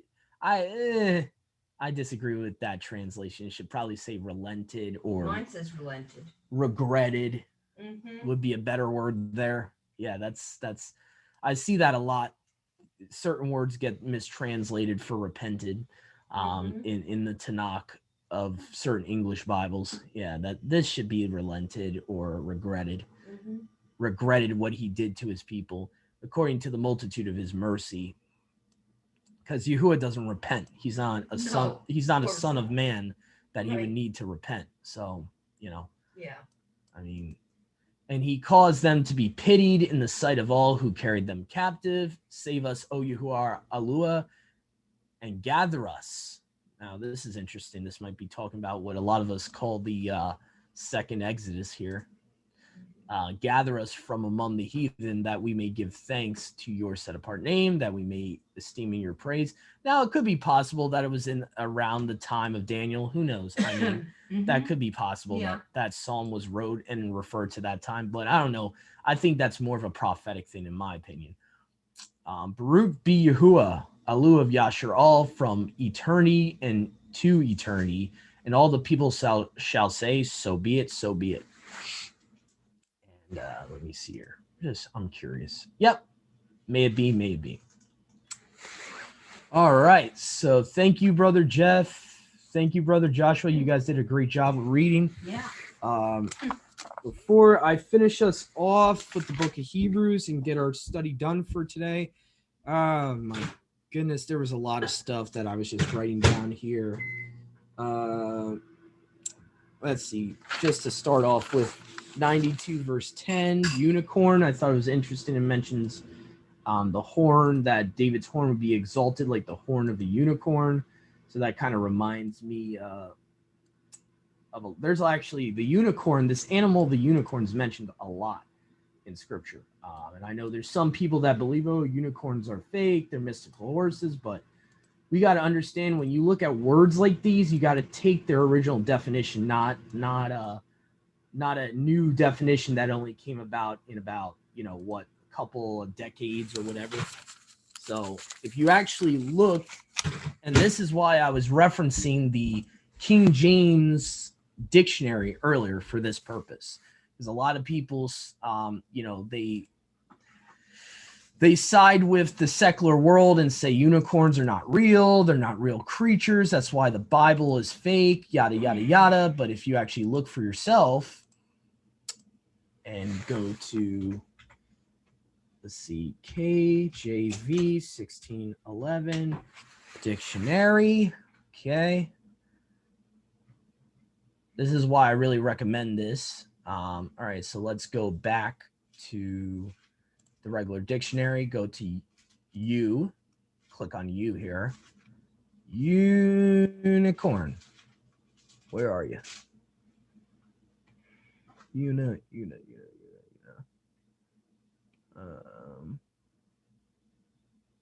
Here we go. I got it. So here it says, mind you, this is the dictionary of the 1611 King James, what they call the authorized version.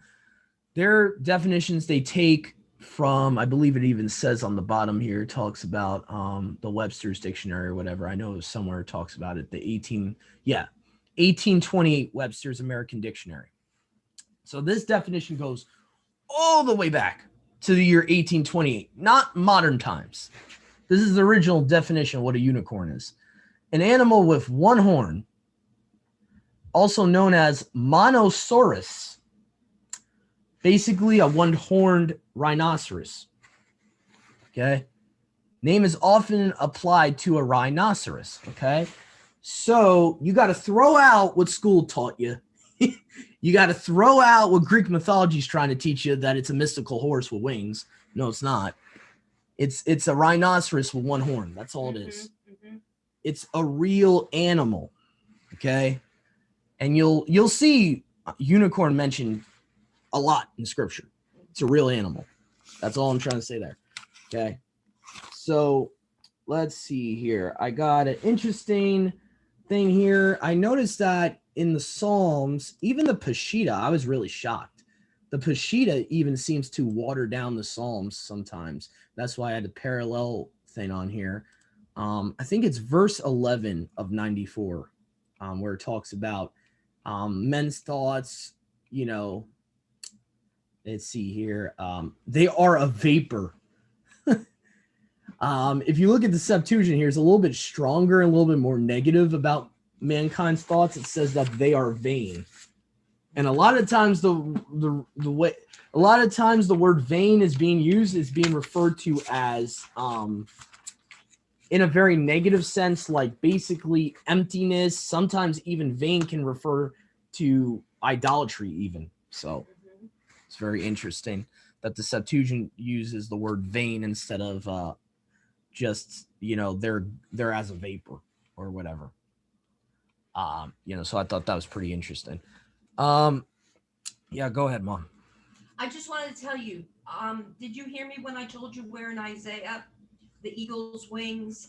Where is that in Isaiah? 30, I was trying to. chapter 30. I think it's verse 11.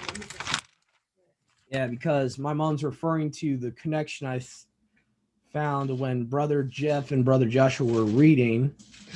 Psalms 103:5 talks about eagle's wings, and it reminded me of Isaiah. So we'll get to that real quick. What is it, 40? All right, so while you're trying to find that, Mom, I'm going to go through the rest here, just try to bullet point these. Psalms 95:3, I thought was interesting. Okay, it says, "For Yahuwah is a great Alua and a great king over all gods," you know. And I just find it funny that this false religion called Greek mythology wants to take that title for their god. You know, a little bit of replacement theology there. Yahuwah is the true king of the gods, okay, not Zeus. All right, so I thought that was pretty interesting. Let's see. In the same chapter here, we've got verse 5, and it says, "For the sea is his," meaning the sea is Yahuwah's, "and he made it, and his hands formed the dry land." So what I found interesting is that Yahuwah is the true creator here, as you can see here. But it seems like someone else wants to actually claim that, and Yahuwah rebukes this person for trying to be like him. And I think we all know who I'm referring to here. If you go to the book of Ezekiel, chapter 29, the prophecy against Egypt, you go to about verse 2 here. "Son of man, set your face against Pharaoh, king of Egypt, against him and against the whole of Egypt. And if my stupid program would stop messing up, that would really help." Esword, you're killing me today, man. Really killing me. The one time I need this program to work. All right. Ezekiel 29 verses 2-3 is a clear connection here and showing that Satan wants to be Yahuwah, clearly. Because it says, especially in the Septuagint, you can get this idea. It says, "Son of man, set your face, prophesy against Pharaoh." And let me actually get my screen share back on here so everyone can see this. Okay. "Prophesy against him and against the whole of Egypt, and say, thus says Yahuwah, behold, I am against Pharaoh, the great dragon that lies in the midst of his rivers, and that says, the rivers are mine and I made them." So again, we have Psalms 95 verse 5 tells you Yahuwah is the one that makes the rivers, has made the earth, has made everything. Satan wants to claim that, but Yahuwah is the true creator. Okay, so let's go here. 96 verse 5. Okay, so I'm just kind of doing a very rapid fire right now to try to get through this. For all the mighty ones of the heathen are devils, Septuagint. Okay, so I think the Masoretic says like vain or whatever. So as you can see here, sometimes when Yahuwah's word talks about vanity, sometimes it's directly correlated to demon worship, to idolatry. So, okay. Psalms 98 verse 9 I thought was interesting because we know who is going to be judging at the white throne judgment. The Son, right? The Son's the one that judges, right? Psalms 98 verse 9, for he is come to judge the earth, referring to the Father. He shall judge the world in righteousness and the nations in uprightness. So we see a oneness here with Psalms 98 verse 9. And if anyone wants to, while I'm trying to look for it, if you know the verse in the New Testament where it talks about the white throne judgment, that would definitely be a great help. But I'll try to find it. Let's see here, because that's a good connection there. Revelations, I think it might be, was it 19 or 20? I'm thinking one of those talks about the white throne judgment, the marriage supper of the Lamb. Around there. The angel said to the Lamb, the rider of the white horse. Okay, robe, he's called the word of Yahuwah. Out of his mouth goes forth a sharp sword, so that's a double-edged sword. His name is written on a robe, King of Kings, Master of Masters. I saw the beast. Might be chapter 20. Yeah, because this is just talking about the destruction of the beast. For you look at the dragon, he threw him into the bottomless pit. I saw thrones seated in them who had been given authority to judge. I also saw the souls of those who had been beheaded for the testimony of Yahushua and for the word of Yahuwah. They had not worshipped the beast or his image.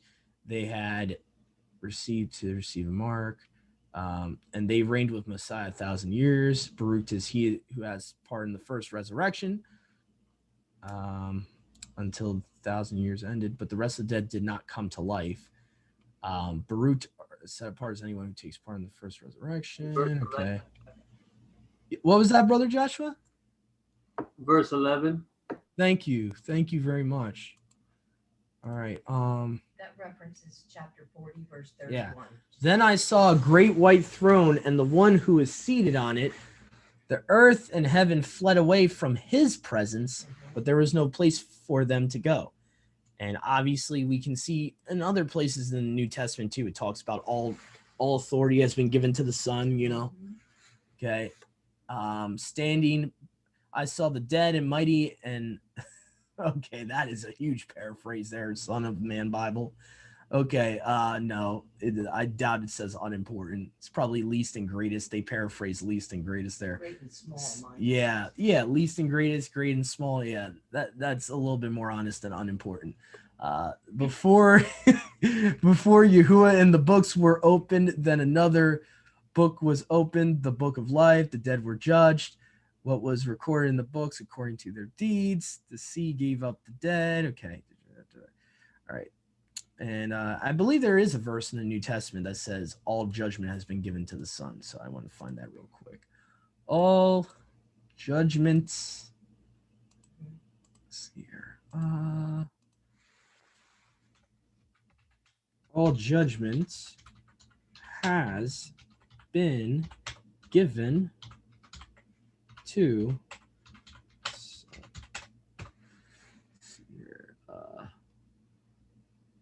John 5:22. John 5:22. You can also cross with Psalms 98:9. Okay. Moreover, the Father judges no one. But wait a minute. That's not what Psalms 98:9 says. But has entrusted all judgment to the Son. Looks like we have a problem there if they're not the same person. Yeah. Oh boy. Okay, so anyway, moving on. Psalms 100, verse 3. Okay, Psalms 100, verse 3. People of his pasture. I mean, you can find tons of cross references for this. Book of Ezekiel. I mean, constantly Yahuwah is talked about as the shepherd. Yahusha in John chapter 10 is the good shepherd. Right. And he gives his life for the flock. Yeah, for the sheep, for his flock. Know that Yahuwah, he is Alua. He made us. Not we ourselves. Not we ourselves, meaning we didn't make ourselves. We didn't create ourselves. That's right. Just because you come from semen doesn't mean you're a creation of a human. Okay. We are his people and the sheep of his pasture. But then you have John, where Yahusha says, we are the sheep of his pasture. So again, if the son's not the father, then we have a problem here. So another interesting one from Psalms 101, verse 3. David he has very strong words for sinners right here. I have not set before my eyes any unlawful thing. I have hated transgressors. And yeah, so that's pretty strong. You know, that old Christian saying, oh, hate the sin, not the sinner. I don't know. No. I guess they never read the book of Psalms. I don't know about that. All right.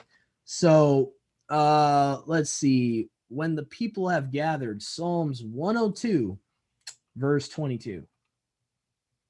When the people are gathered together in the kings to serve Yahuwah.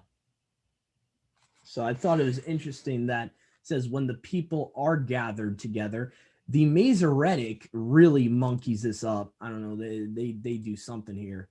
I forget which. Oh no, it wasn't the Masoretic. It was actually the Aramaic. Why do the nations gather as one, and the kingdoms to serve Yahuwah? So I don't know what happened there. I don't know if this translator screwed up here. I don't know, but that doesn't make sense. They're posing it as a question rather than a statement, which doesn't make any sense in the context. So yeah, I don't know, Mr. Boucher, Mr. Reverend Boucher, that made that English translation there. You might want to fix that error there and rephrase that. Let's see here. Psalms 102:25. In the beginning, you, O Yahuwah, did lay the foundation of the earth, and the heavens are the works of your hands. Now, we know Yahusha is the right hand of Yahuwah, so you could technically take that as saying that the heavens are the works of Yahusha. And Yahuwah laid the foundation of the earth. What's interesting here, it seems to only be saying just the Father made the earth, right? If you go to another place, I forget if it's Psalms or Proverbs somewhere, it says, by wisdom. Okay, let me try to find that real quick, because I was reading that recently. Okay, let's see here. Let's get rid of this page here. By wisdom found the earth.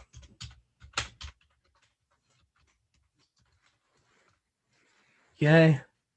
Proverbs 3:19. Mind you, the context of the book of Proverbs a lot of the time is talking about wisdom as a person, not as an idea, not as knowledge itself. It's using wisdom as actually a title or proper name for a being. Okay, so Yahuwah by wisdom has founded the earth. So very interesting there. You go to chapter 8 of Proverbs, you can definitely see that Proverbs is not Proverbs, my bad, I'm tongue-tied here, that wisdom is the same person as Yahusha, as the Messiah. Yep. Oh yeah, thank you, Brother Jeff. I just noticed that from the message you put in Psalms 98:6. That's a very important one too. Clearly, you cannot mistaken this for a ram's horn, okay? And I mean this all jokingly, all lovingly, but you cannot mistaken this for a ram's horn in Psalms 98, verse 6. I mean, the Septuagint makes it very clear here, okay? With trumpets of metal. Okay, so you're praising Yahuwah with a silver trumpet, a metal trumpet. Metal, I mean, technically, yes, you could have a trumpet of brass, which is pretty much what a cornet is. It's like a curved brass trumpet, or a golden trumpet. Okay. But clearly it can't be a ram's horn. And the sound of a trumpet of horn make a joyful noise to Yahuwah before the king. And I think the word for horn there is probably the Greek equivalent for shofar, and is probably referring to a cornet, which is like a curved trumpet.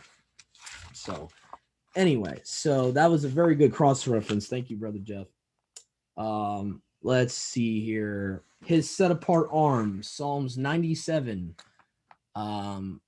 verse 1. And then you got Psalms 96, verse 10. You that love Yahuwah hate evil. Thought that was really important to bring up. Let's see here. Psalms 98, 1-3. Yahuwah has shown his salvation to all peoples. I thought it was interesting because this seems pretty prophetic to me. He's shown his Yasha to everyone. To me, that kind of sounds like something maybe I could be wrong. Sounds like something in the future, in my opinion. Maybe, Revelations chapter 1. Okay. Revelations 1:7, Yahusha being the Yasha of Yahuwah, right? The salvation of Yahuwah. Okay. Behold, he, who's the he, Yahusha, comes with clouds, and every eye shall see him, and they also which pierced him. Right. Which referring to, the actual ethnic Judeans. Okay, let's be honest here. Actual ethnic Judeans, actual Romans, Edomites. Okay. And all the kindreds of the earth shall wail because of him. Even so be it. The reason I say it's specific about those that pierced him, and because if you take it literally and physically, there was only two groups, really isolated groups of people that did that. One of them literally was the Romans. And then you had, his own physical brothers caused that to happen to him. So I think if we just take that in context, it has to be referring to those two groups. But anyway, I thought that was interesting. So Psalms 98, verse 2, his righteousness. Okay, so Psalms 98, verse 2. I thought it was interesting about his righteousness, because we know that Yahusha prophetically was to be known as what is it? His name shall be Yahuwah, our righteousness. So I thought that was pretty interesting. You can find that in Jeremiah, about his name. He will be called Yahuwah, our righteousness.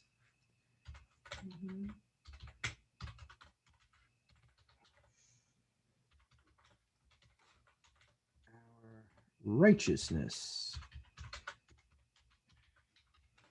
Okay, so all right, did that. Okay. Yeah. Jeremiah 23, verse 6. So Jeremiah 23, verse 6. All right. And okay, let's see what the Bretons how it says it here. In his days, both Judah shall be saved, and Israel shall dwell securely. And this is his name, which Yahuwah shall call him, Yehozadak among the prophets. So they kind of, Septuagint gives you the meaning of it, because, it's talking about righteousness, Yehozadak. But if you look at the Masoretic, it actually says, this will be his name, Yahuwah is our righteousness. And to me, that kind of sounds similar to Psalms 98, verse 2 there. Psalms 98, verse 1, we have, and I don't know why it's saying it timed out. I don't know why my screen sharing's paused. That doesn't help. All right, so his right hand, and we already talked about who the right hand is of Yahuwah. Okay, so that's referring to Yahusha there. Trumpets of metal we already talked about. Worship him, all his angels. I'm about to read something from Hebrews that's going to give you the context of that. But spoiler alert, Paul references this and says that Yahuwah commanded all his angels to worship his son. So let's see here. And I think, let's see here. I should have to go to the Septuagint here because the chapter's a little off here. All right, so let's see here. Oh no, it actually is. That's right. They fixed the order there. I keep forgetting. Okay. Let all that worship graven images be ashamed, who boast of their idols. Worship him, all you his angels. All right. Psalms 99:1. He's the one that sits upon the cherubs, which, I mean, you can find tons of cross references for that. That Yahuwah is the one that sits upon the cherubim. The cherubim are like, basically, according to tradition, they were supposed to be the angels that covered the mercy seat in heaven, supposedly. That's, so anyway, so, and usually that tradition comes from the rendering of the Masoretic of Ezekiel 28, I believe, where Satan's called the covering cherub, but in the Septuagint it actually says the cherub threw him out of heaven. So, that's a whole nother topic for a whole nother day. But anyway, but that just to reference that, is that's the reason why people think cherubs are the ones that cover the mercy seat, is due to the Masoretic version of Ezekiel 28. Anyway, so let's see here. Verse 6 of this chapter. Moshe and Aaron among his priests, and Samuel among them that call upon his name. So again, the importance of calling upon his name, and not just his name. When you look at the word name, even in the Greek, it's talking about his character, his authority, his personality, who he is, right? So see here. Then I had two more here, and we'll move on to the last reading of today. So 99 verse 3 says, let them give thanks to your great name. Again, the importance of Yahuwah's name. Let them give thanks to your name. So, all right. And I think that's about it. Hold on. I think I might have had something from chapter 100, verse 3. Know that Yahuwah, he is Alua, he made us, and we are. Oh no, okay, I already went through that. I'm sorry. Okay. That's a little redundant there. My bad about that. Okay, so now I'm going to read for you guys Hebrews chapter 2 to chapter 6, and we'll be finished for today. What I'll probably do on the parallel here is I'll have the Syriac Peshitta on one side, and then I will do. Let's see here. Okay, let me first get to Hebrews here. Okay, Hebrews chapter 2. Change this to OANT. Yeah, Aramaic. No, not that. I wanted the Aramaic. What are you doing here? All right, there we go. Aramaic and Etheridge Syriac. Okay, Etheridge. There we go. All right, here we go. Hebrews chapter 2. Because of this, we are indebted that we should be all the more attentive to whatever we have heard, lest we fall. For if a word spoken by angels was established, and everyone who heard it and violated it received a reward for right ruling, meaning, Punishment. they get punished for what they did, meaning by breaking Yahuwah's law. Okay. How shall we escape if we despise those things which are our life? And that, salvation in context there. Those which began to be spoken by our master and by those who heard from him among us and were confirmed. While Alua trusted concerning them with signs and wonders and various miracles, and by gifts of the set apart spirit, or spirit of set apartness, which were given to his will.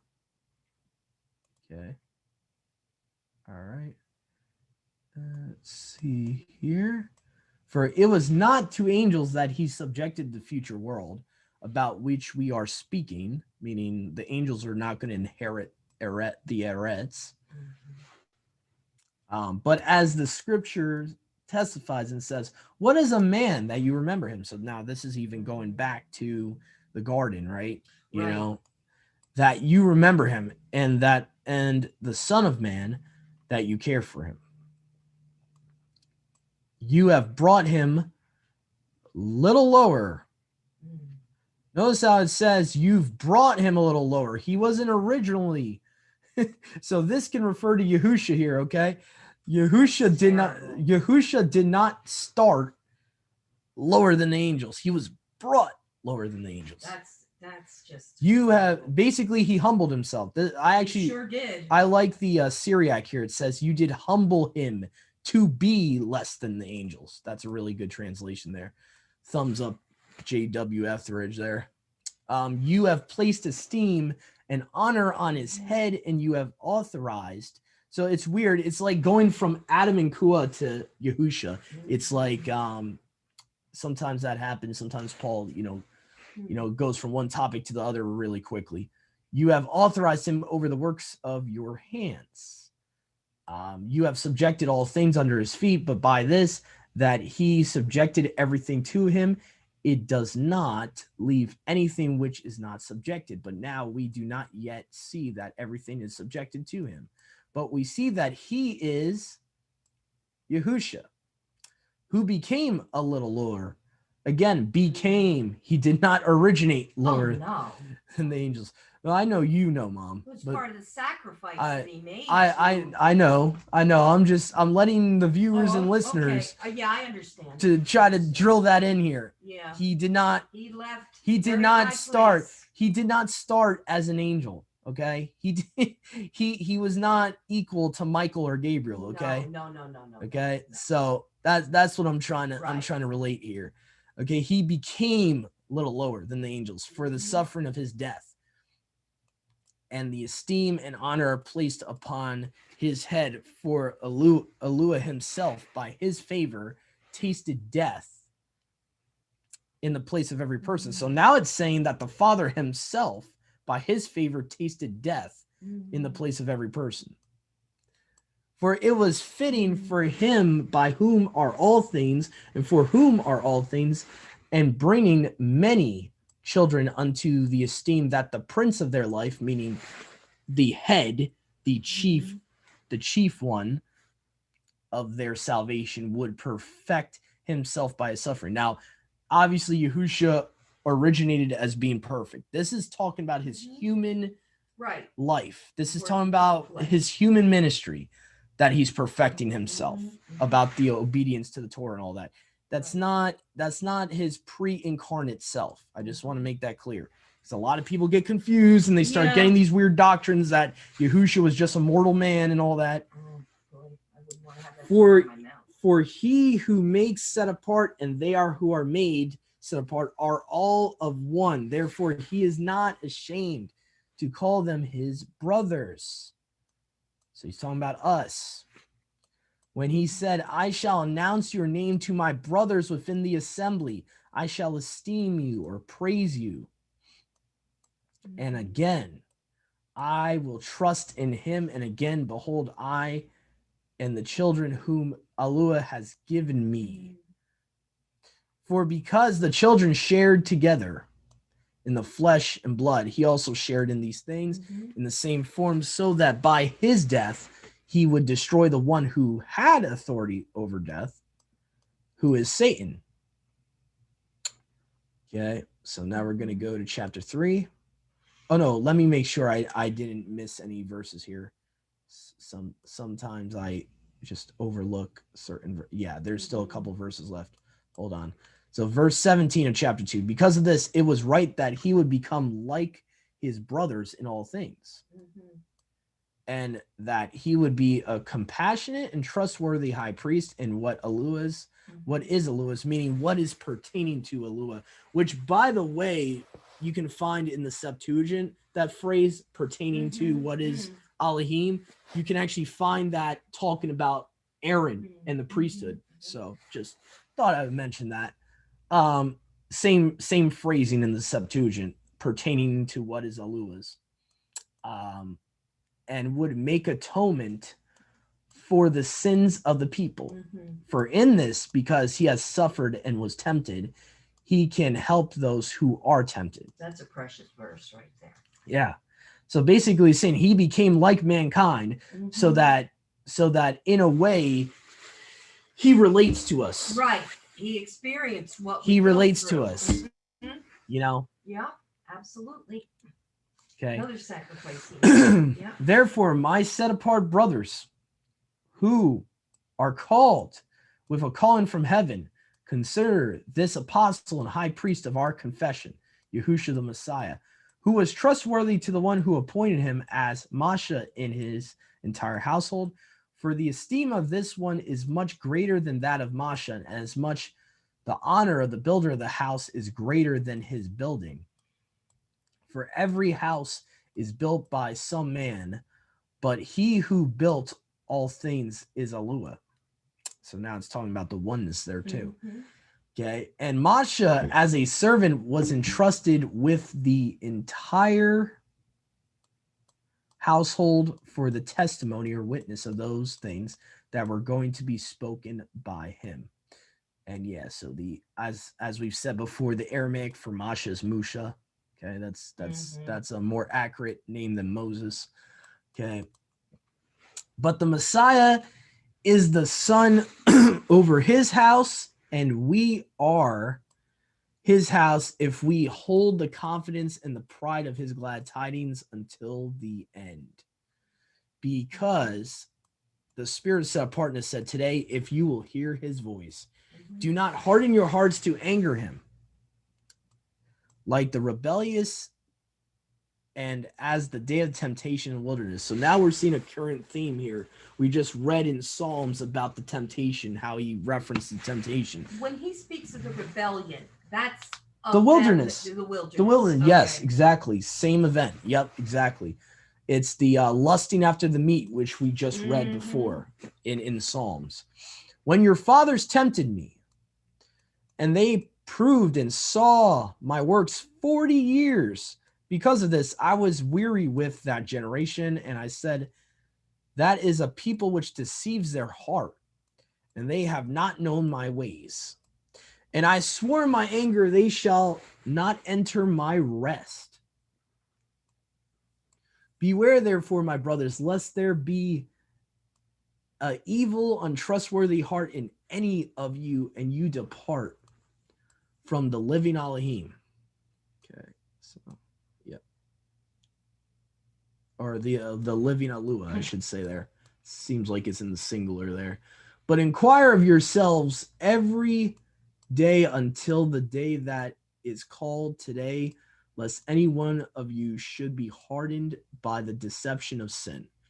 For we have been joined with the Messiah, if we shall continue, or if we shall hold fast, hold fast to this true covenant from the beginning to the end.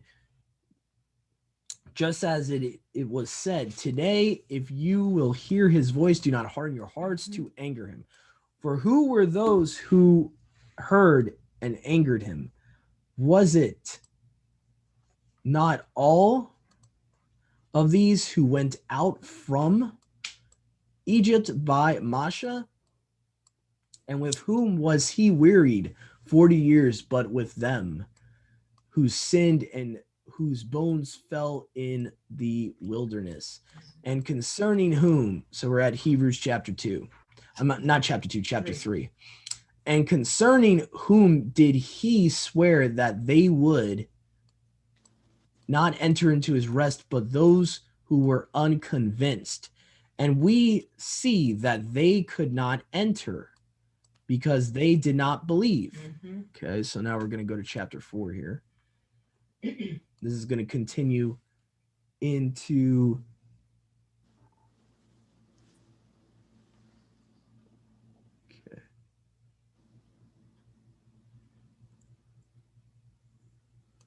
okay, let's see here. Hebrews 4, let us fear lest while the promise of entering into his rest stands, any of you should be found come short of entering in. For we also were what was this? For we also were preached to as they were, but the word did not benefit those who heard, because it was not joined with belief by those who heard it. But we who believed, but we who believe will enter into rest. But just as he said, as I swore in my anger, they shall not enter into my rest. For behold, the works of Alua have existed from the foundation of the world. According to what he said about the Sabbath, Alua rested on the seventh day from all his works. And here again he said, they shall not enter my rest, because therefore there has been an opportunity for each person to enter, and those who were first preached to did not enter in, that they were not persuaded.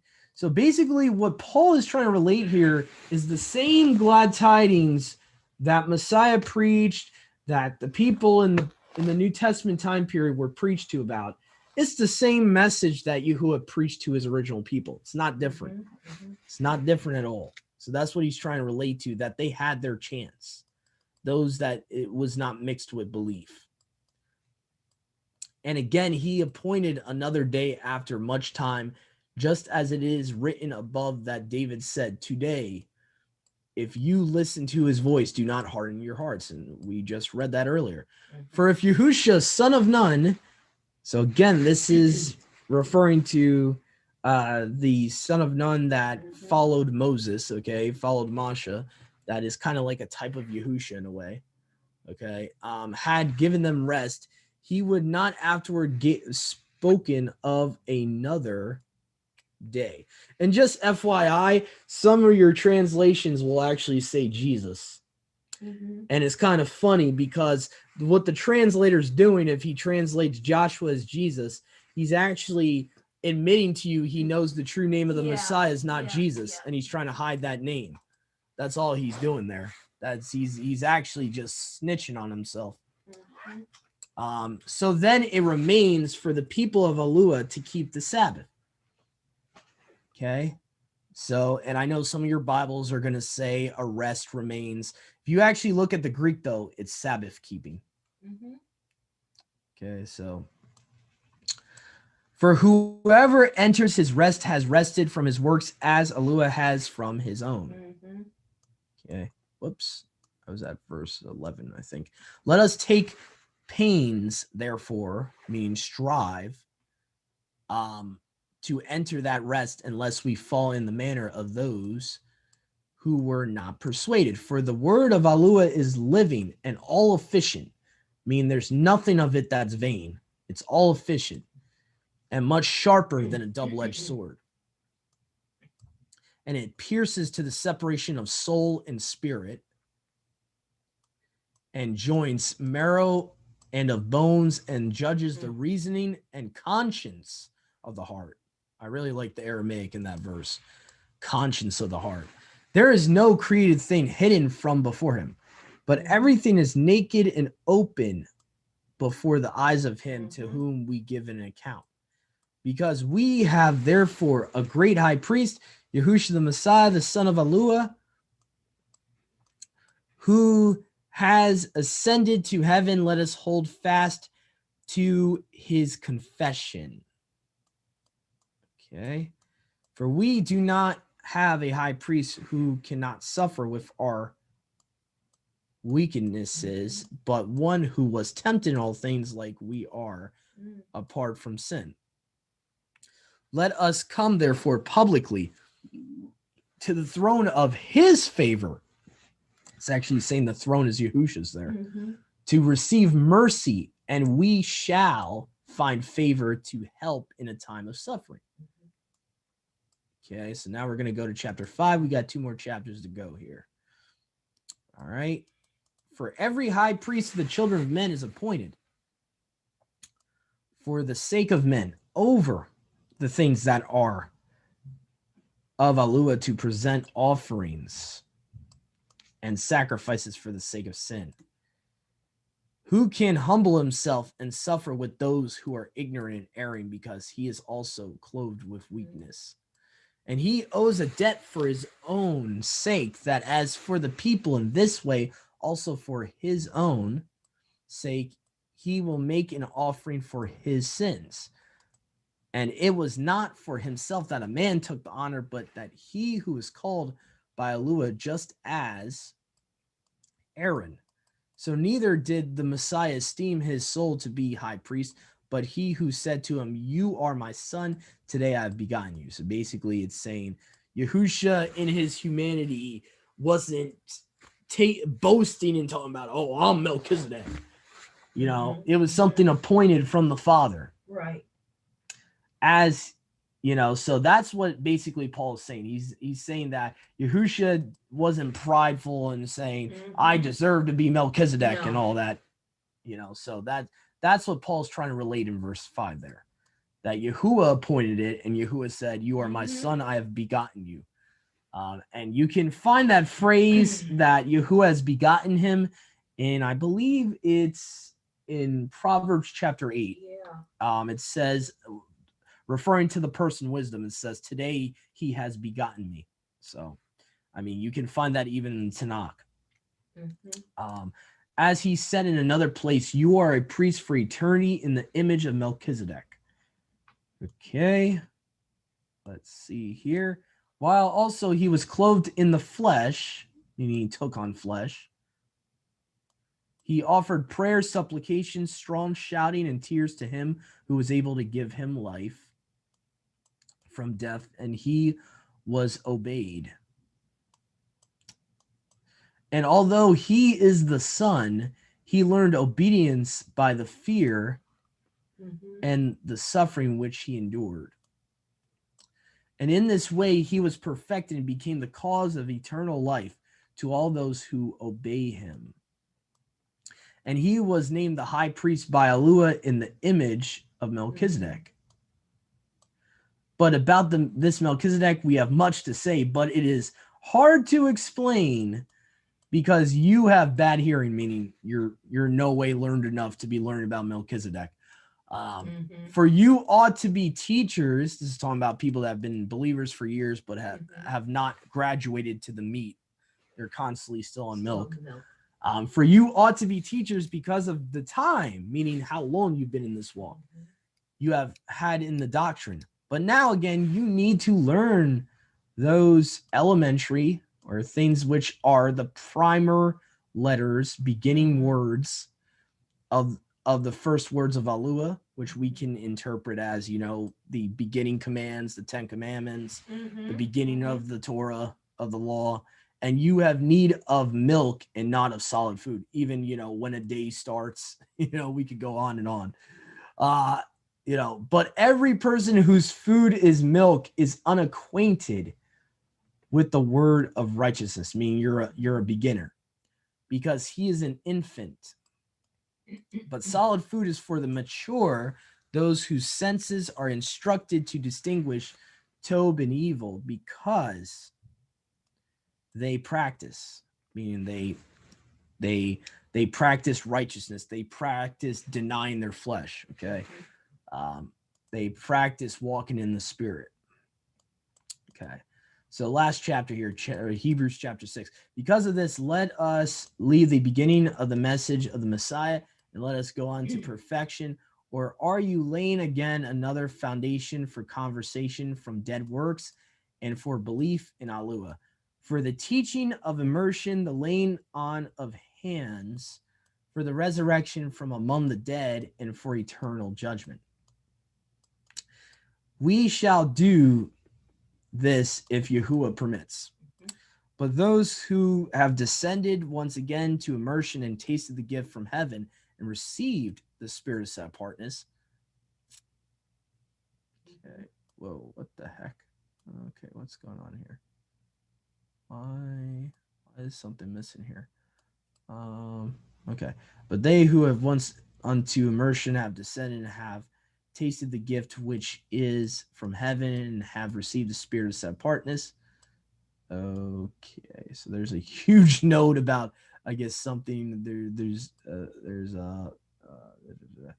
there's something going on here where something's missing here. Hold on. What was that? I was on verse 4, I think. Yeah, set apartness was the last Yeah. one you said. Okay.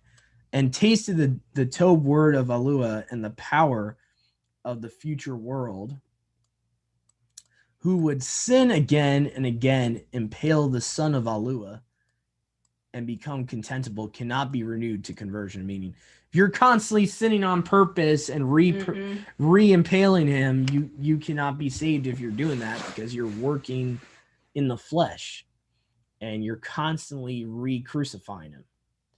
Okay, but the earth that drinks rain that comes to it often and makes vegetation grow, that is useful for those for whom it is cultivated, receives the baraka from Alua.